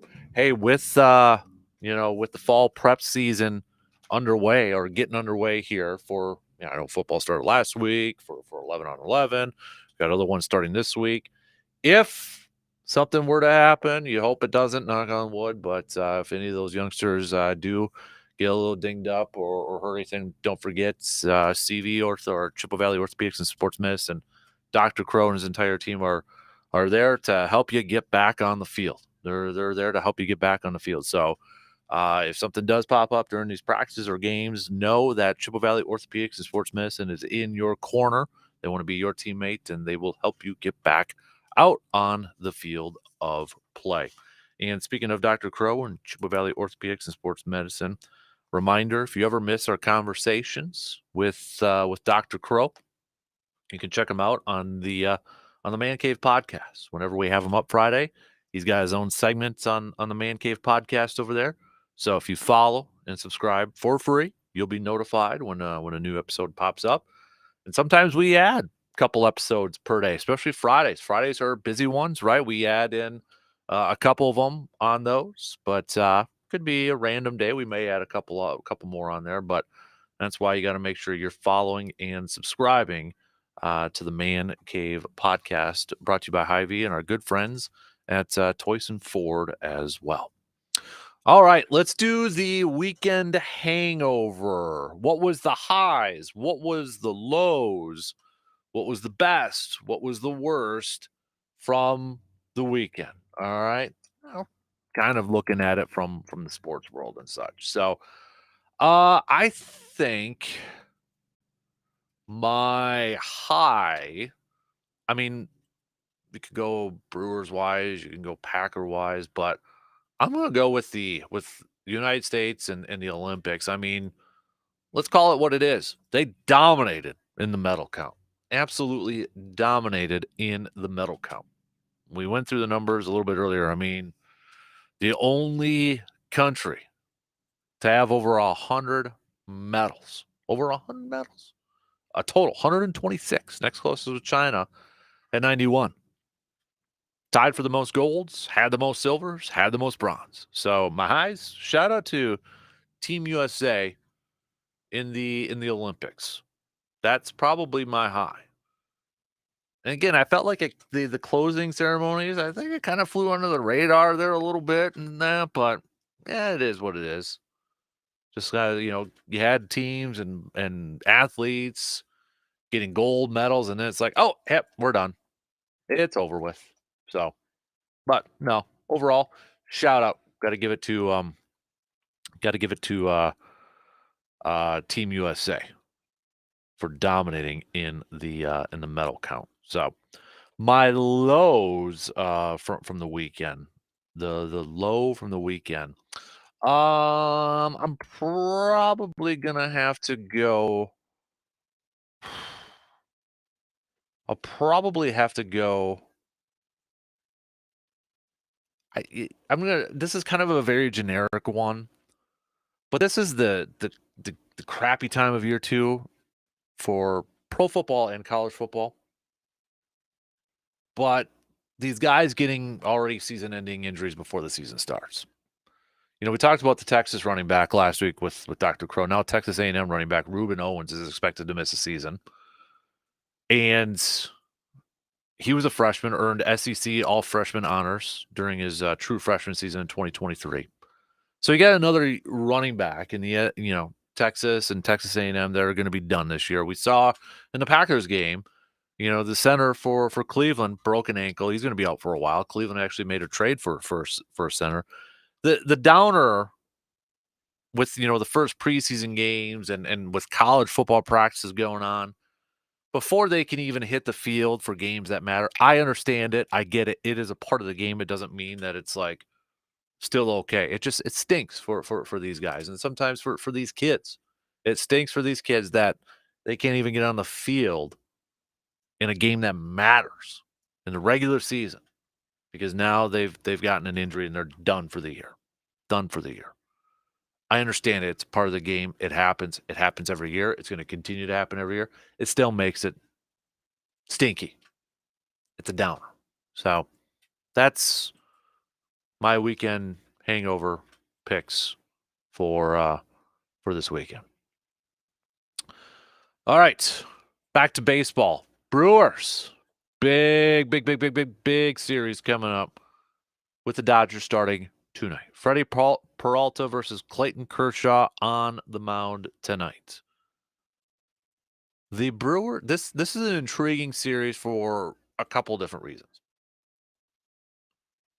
One is that it's the Brewers versus the Dodgers, and the Brewers have a chance to, if we go back to the quote from Christian Yelich earlier in the season, where Brewers can play with these guys, but they can't beat some of the top teams. That we got to beat these guys. I'm paraphrasing his quote, but we got to beat these teams. You have a chance to do that now. But here's a couple things surrounding it too. Brewers are just at 1.5 games back from the Phillies for having the best record in the National League, one of the best records in Major League Baseball. I think that's kind of like a take a step back. Like, wow, okay, they're that close. All right. Because, for the most part, Brewers have kind of been, they've been in first for pretty much the entire season. But it's always been like, oh, yeah, they're third. Just kind of, you assume they're behind the Dodgers and the Phillies. But they're close. And I think it kind of gets overlooked. I'm guilty of it. I'll admit it. I'm guilty of it. I'm like, oh, dang, they're that close to being one of the top teams in terms of wins in Major League Baseball. But this isn't just a big series for the Brewers. This is a big series for the Dodgers because that NL West division is getting tight. It is getting really close. The Padres and the Diamondbacks are playing some really good baseball as of late. Both the Diamondbacks and the Padres are 8-2 in their last 10 games. And both of these teams are now just 3.5 games behind the Dodgers for first place in the NL West. That's how close the NL West is getting right now. For the most part of this season, it's been Dodgers. But now you've got the Diamondbacks and the Padres making a run as we approach the final quarter of this regular season. Both those two are the top two teams in the wild card. And really, you got the next closest one, that's the Braves. It's like 4 games back. But it's tight after that. The Mets are just a half game out. St. Louis is just 1.5 out. Giants are just 1.5 out. The Cubs, who have won 4 in a row, 8-2 in their last 10, they're just 3 out. Reds are 4.5 out. Pittsburgh's 5 out. But this is a big series for both the Brewers and the Dodgers, because the Dodgers can't get too complacent here, because the way the Padres and the Diamondbacks are playing, they're trying to catch up to them. They could. And then for the Brewers, you have a chance to maybe knock off one of your biggest critiques. The question out there is, like, can you beat one of the best teams in baseball? Because if you play one of these teams, can you beat them in the postseason? To me, that's one of the biggest questions remaining with this Brewers team. When push comes to shove and you got to go up against the Dodgers or the Phillies when it comes to these series, or when it gets to the postseason, can you beat them? Can you go out there and win a series? Earlier on in the season, it was like, well, they were on the road. So when they played Philadelphia, beginning of June, they were on the road. When they played the Dodgers, They were on the road. It'd be different if it's at home because the Brewers are a lot better team at home. Okay. There's no more excuses now because you've got the Dodgers for 4 games at home. Show it. Prove it to us. Prove it to Brewers Nation.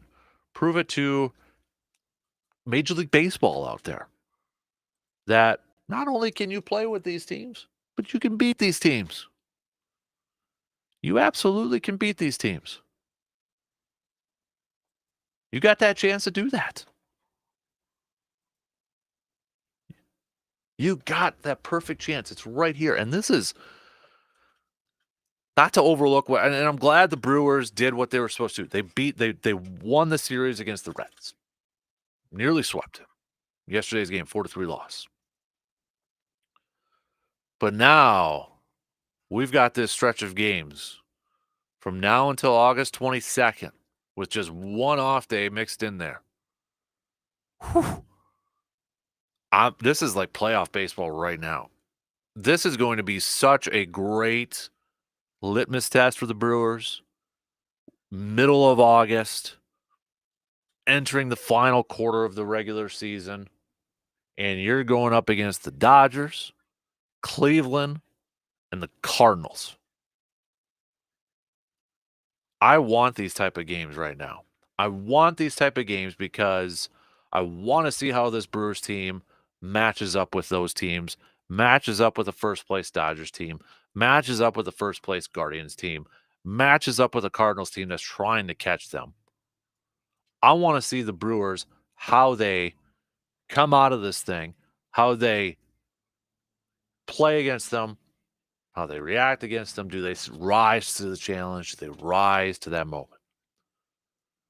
If they come through this stretch, not to get too far ahead, I don't want to get too far ahead, but if they come through this stretch and they've won 2 out of these 3 series or even all of them, I'm feeling really good about the Brewers. And hopefully this is a stretch now where you start to maybe kind of really get into that momentum and develop that momentum heading into the final month of the season, and you carry that momentum into the postseason. Not to overlook, but after the Cardinals, you've got Oakland, Giants, Reds. But then again, you open up September, St. Louis. And there's a couple stretches left that is going to be, I think, there's 2 stretches left in this month of September that could really be, I think, maybe season-defining stretches here. The one that we're going to begin tonight and the one starting on September 13th. You got 3 games against Arizona, 3 games against Philly at home, 4 games against Arizona at home. This stretch and that stretch to me, not to discredit, and I know they got St. Louis to begin September there too, and not to discredit the Giants or the Reds or the Mets. I mean, the Mets might be playing that last series of the season. We'll see how that might mean more to the Mets at that point, but who knows? But these are the 2 series that I think could definitely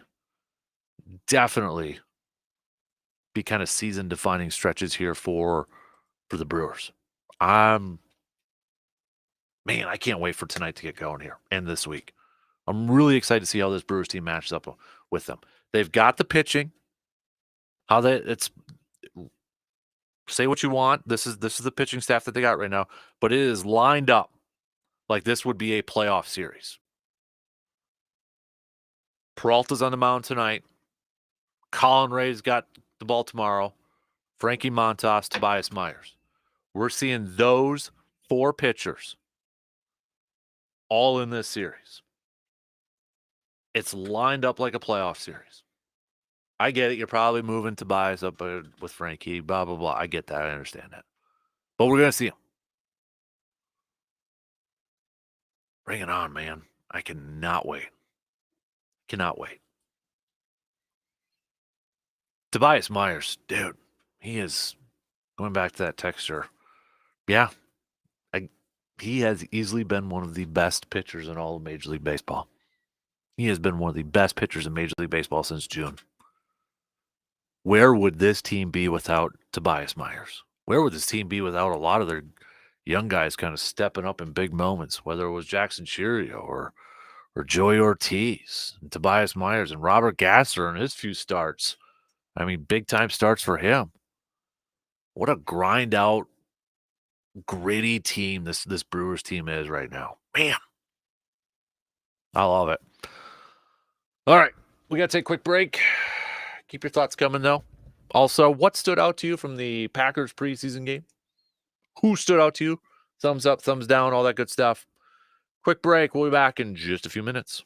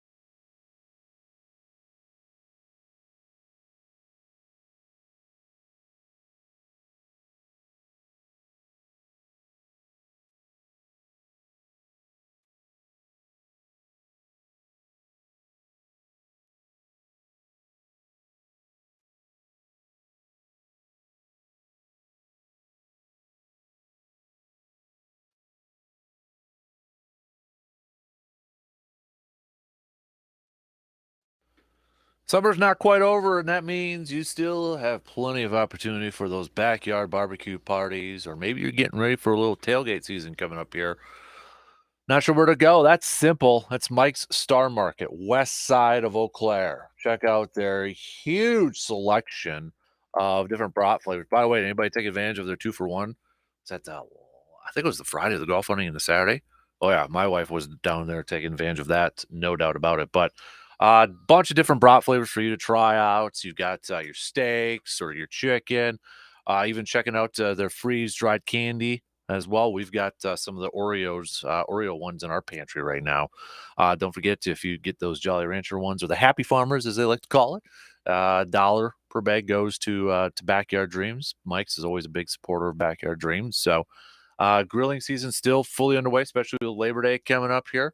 Maybe you got another camping trip in you, or maybe you're getting ready for that tailgate season. Head on over to Mike's Star Market, 2238 Heimstead Road. That's the west side of Eau Claire. Also, don't forget to check out the Swag Cave. Had a couple of you send over some photos of some of the stuff you've gotten from the Swag Cave over there. So big thanks for that. But Resonance Branding Company, the official swag provider of the program and the podcast too. So especially you local teams, maybe some like youth teams, if you're maybe trying to create your own swag so parents or fans can purchase that. Residence Branding Company, they can hook you up with your own online store, and people can purchase items from over. That's what they did. That's what our swag cave is. But any information, just check them out on the web. Okay, Residence Branding Company.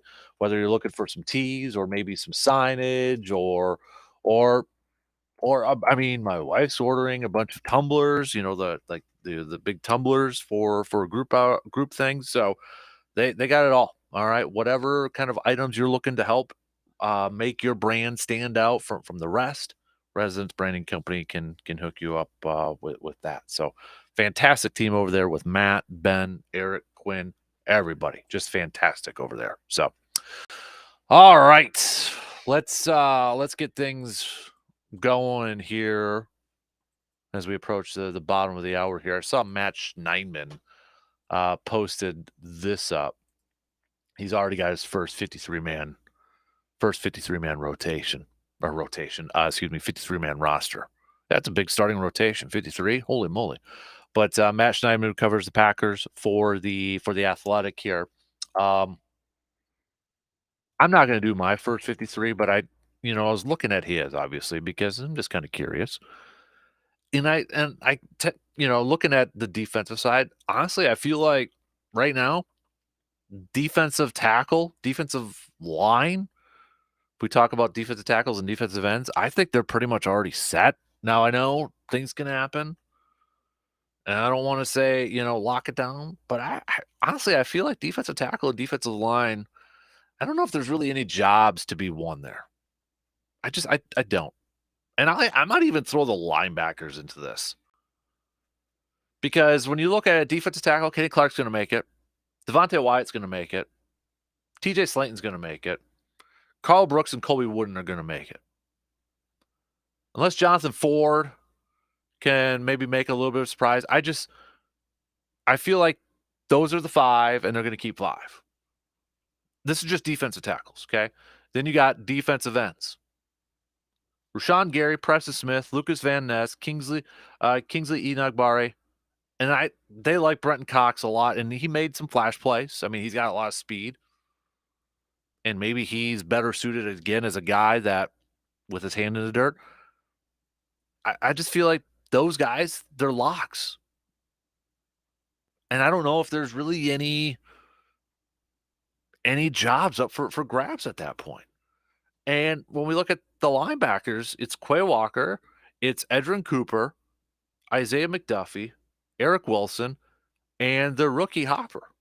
That's another five. Maybe Welch makes it in. Special teams play and such. Maybe he can squeak on in there. But I think those three position groups are kind of locked, and that's a big part of the defense. When I look at the defense now, you're looking at corner. Really, corner might be the only one that has some real maybe potential job openings because safety. Okay. Xavier, we know, is making it.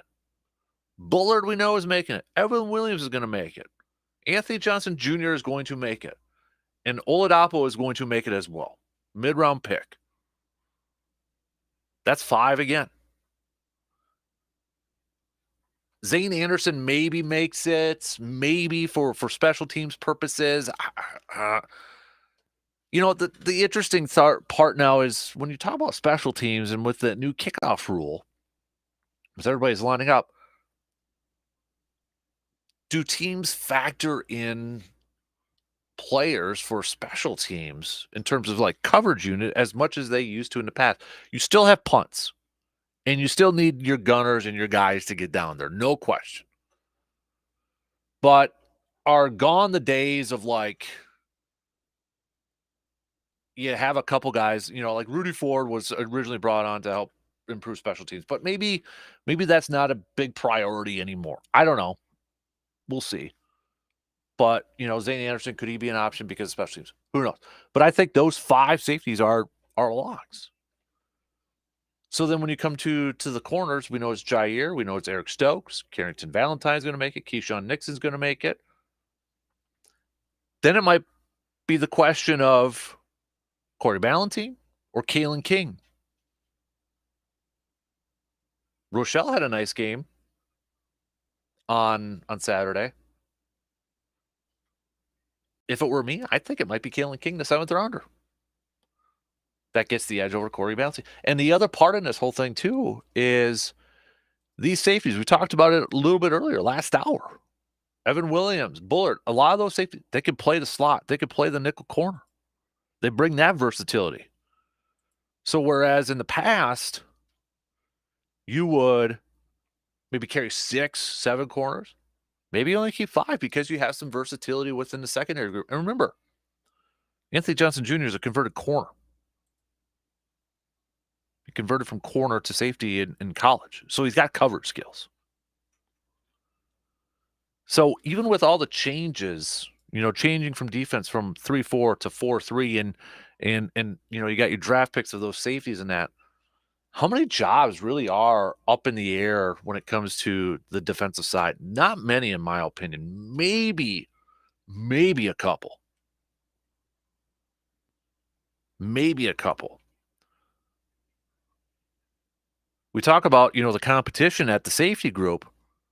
Yeah, you got competition, so who's going to be the starter next to Xavier McKinney? But I think we know the guys that are in that are going to be on the team that are going to be a part of that position group. It's different in terms of like the competition at the back end of the wide receiver department. We know the top 4.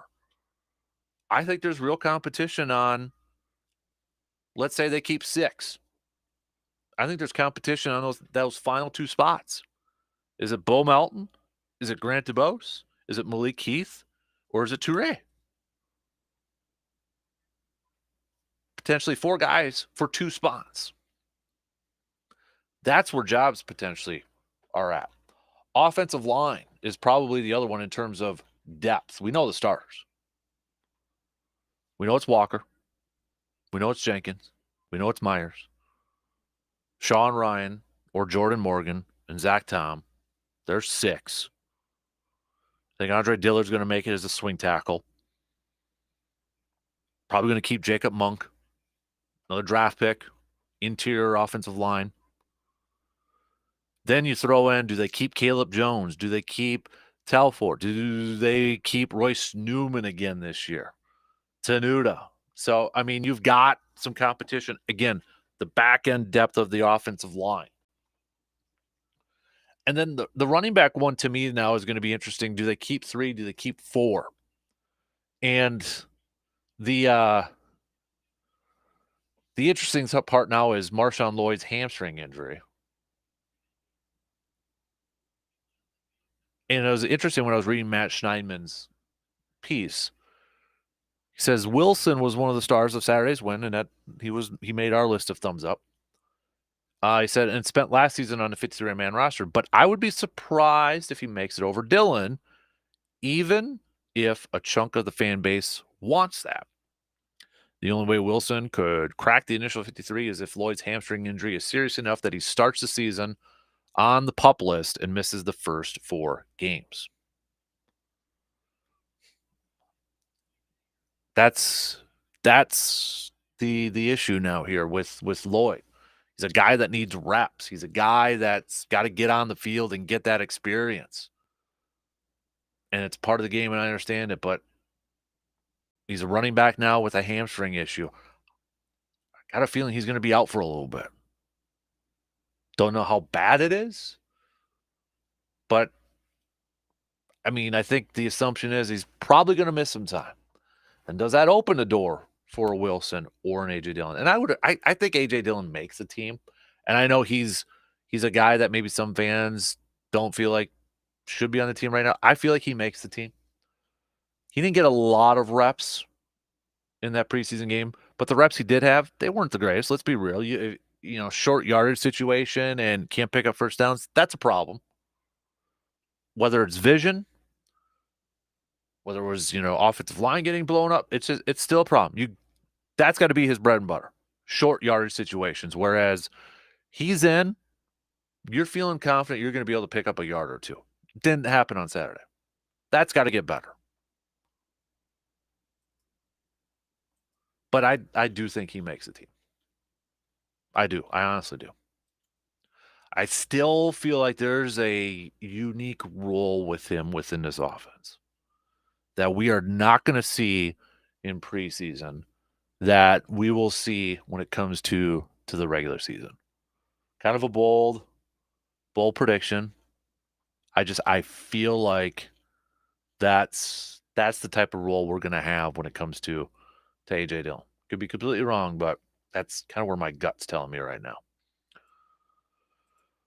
now. This was from Craig. Have you seen some of the quotes from the new Aaron Rodgers biography that's coming out? I have. In fact, I'm waiting for my copy because we're actually going to be interviewing Ian O'Connor, who is the author of that, next week when the book actually gets released to the public. Waiting for my advanced copy to hopefully get some reading in before we get to talk to Ian O'Connor. But yes, I have seen some of the comments coming out of there. So there was this. So remember when the whole summer of it was a summer that he got traded to the Jets and darkness and not being able to text or whatever. This was one of them. Look at the much discussed text to ESPN senior NFL insider Adam Schefter, who was seeking confirmation that he was being dealt to the Jets in 2023. Rodgers told Schefter, "Lose my number. Good try, though." Later at the owners' meetings, Packers general manager Brian Gutekunst, whose repeated messages to Rodgers had gone unreturned, told people at least Adam got a response from him. Okay. Yeah. Why Rodgers was upset by Packers coach McCarthy during his most devastating defeat, the NFC Championship game in 2014. Rodgers wanted to call 6 plays he had seen on film that seemed indefensible when Dallas beat the Seahawks in the regular season. One veteran Packers player said Rodgers, quote, wanted those plays called over and over again against Seattle, and McCarthy called only a few of them, one time each. So, yeah, I'm anxious to get that and dive into it. I really am. All right, let's take our final break here. We've got some picks and predicts coming up here. Big series, Brewers, Dodgers, game 1 tonight. It's a big stretch of games coming up for the Brewers here. We'll pick game 1 of that series and some other baseball games coming up here. So we'll take our first break or take our final break and wrap things up this morning. We'll be back in just a few minutes.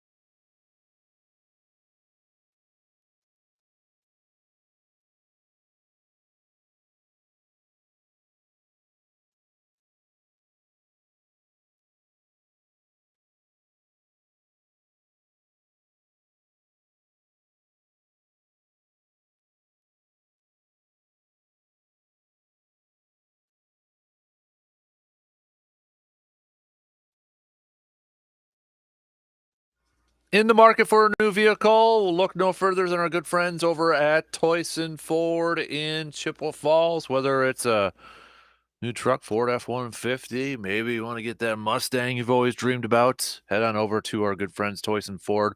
Also partners of the Mobile Man Cave and the Man Cave podcast. We'll have a couple episodes of the Man Cave podcast up for you later on this morning. Also, want to remind you to check out the 715 Fan Cave up at our website, sportstalk1051.com. While over there, you can we're looking to feature a fan of the month. All right. You think you know somebody, or maybe it's you that should be featured as our fan of the month. Let us know so we can give them some shout outs as we were doing this morning. We had some weekend warriors. All right. Weekend warriors. We want to give them a Monday morning shout out from the weekend. You can nominate yourself over there too. Backyard tailgates. You got to, especially, summer, or maybe we're getting ready for tailgating season. You got a good recipe, good tip. We want to share that. So hit us up and submit your recipe so we can feature it. Throwback Thursdays and just kind of, we call it like the keepers of sports. No youth athlete, a coach, or even an official who plays for the love of the game. Hey, we want to give them some shout outs on Friday mornings too. So send those on over so we can give them a proper shout out in that. But also on the Fan Cave, you're going to be able to start making some picks very soon. Our Pro Football Weekly Pick'em Challenge is going to be up in a couple of days. I believe they said it's going to be August 14th when you can start to get in there. But that's where you're going to be. You want to make some picks every week for our Pro Football Weekly Pick'em Challenge. I'm still looking for some others who maybe want to. If you think we should do a fantasy football league, a couple of you said yes that you would do it. I need quite a few more though. So give me a yay or a nay if you're interested in being a part of our fantasy football league before we do one. I don't want to set it up and then we're like 2 teams short or something like that. So let me know. Let's do some picks and predicts, though, brought to you by the Elbow Room in Eau Claire, looking on the right next to the Banbury Place in Eau Claire, looking for somewhere to maybe catch some of the action, catch some of the games. Also have Wednesday night trivia as well. The Elbow Room, good company. And if you really want to get ready for football season and you haven't been to the Elbow Room yet, man, that's like walking into a man cave with some sweet decor, some memorabilia up there too. So good place to chat a little ball over there. We got some good baseball games to be making some picks and predicts with here this morning. Before I get to the Brewers and Dodgers one, let's start off with Cubs are playing well. They're at Cleveland. Imanaga's on the mound for the Cubbies. I'm going to go Cubs tonight, and I hate that, but I'm going to go with the Cubs tonight. We've got St. Louis at Cincinnati. Sonny Gray's on the mound for the Cards. Cincinnati just got that win against the Brewers. They haven't been great against the NL Central, though, so I'm going to go with the Cardinals. We've got Texas at Boston. I'll go Boston. This is a fun series, too. Kansas City at Minnesota. Minnesota. 3.5 back from first. Kansas City's 4 back from first with the Guardians. Whew. I'm gonna go Twins in this one. I'll go with the Twins. I'll go with the home team in this one. Let's do Atlanta at the Giants. Chris Sale versus Blake Snell. Boy, I'll go Braves in this one. Let's go Pittsburgh at the Padres. Padres playing incredibly well. I'm going to go with the Padres.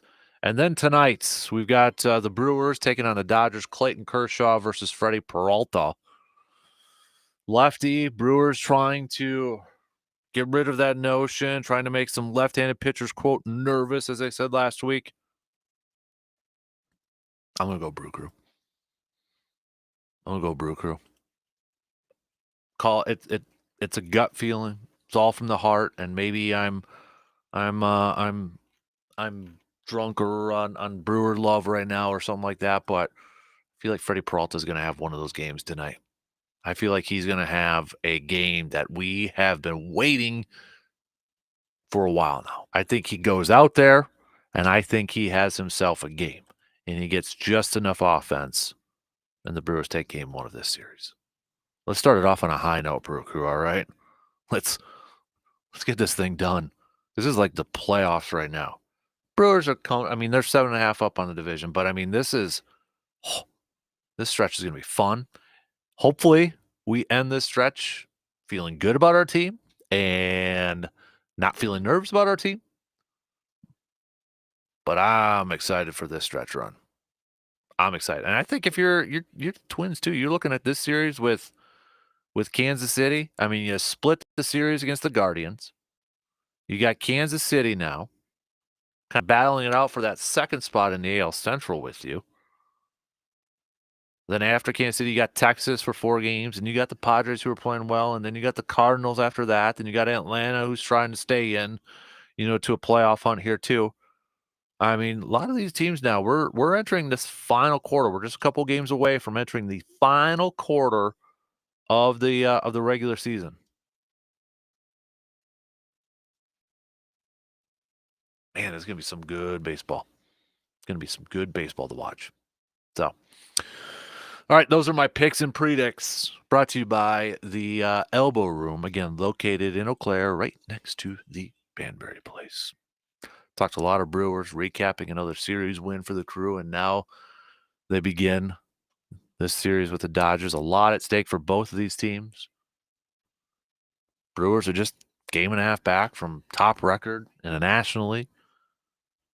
Just a game and a half back from Phillies and Dodgers. Here we go. Then they played the Dodgers for 4 games. This is an opportunity for the Brewers to dispel that notion that they can't beat top teams, that they can hang with them for a little bit, but once they play up against them or they play against them, they can't beat them. Here's their opportunity to silence that and put that in the rear view mirror. That's one of the final questions I have for this team. Can they go out there and can they beat the best teams? Can they go out there and do that? Also, this is huge for the Dodgers because for how well the Padres and the Diamondbacks are playing, they're just 3.5 back from the Dodgers in the NL West. So it's big for the Dodgers too to be like, all right, we gotta keep our pace here and stay in first place. Fantastic series coming up here. Cannot wait. We talked some Packers here too with game 1 preseason in the books. Your positives, your negatives, who got your thumbs up, who got your thumbs down. We hit that up. Badger football.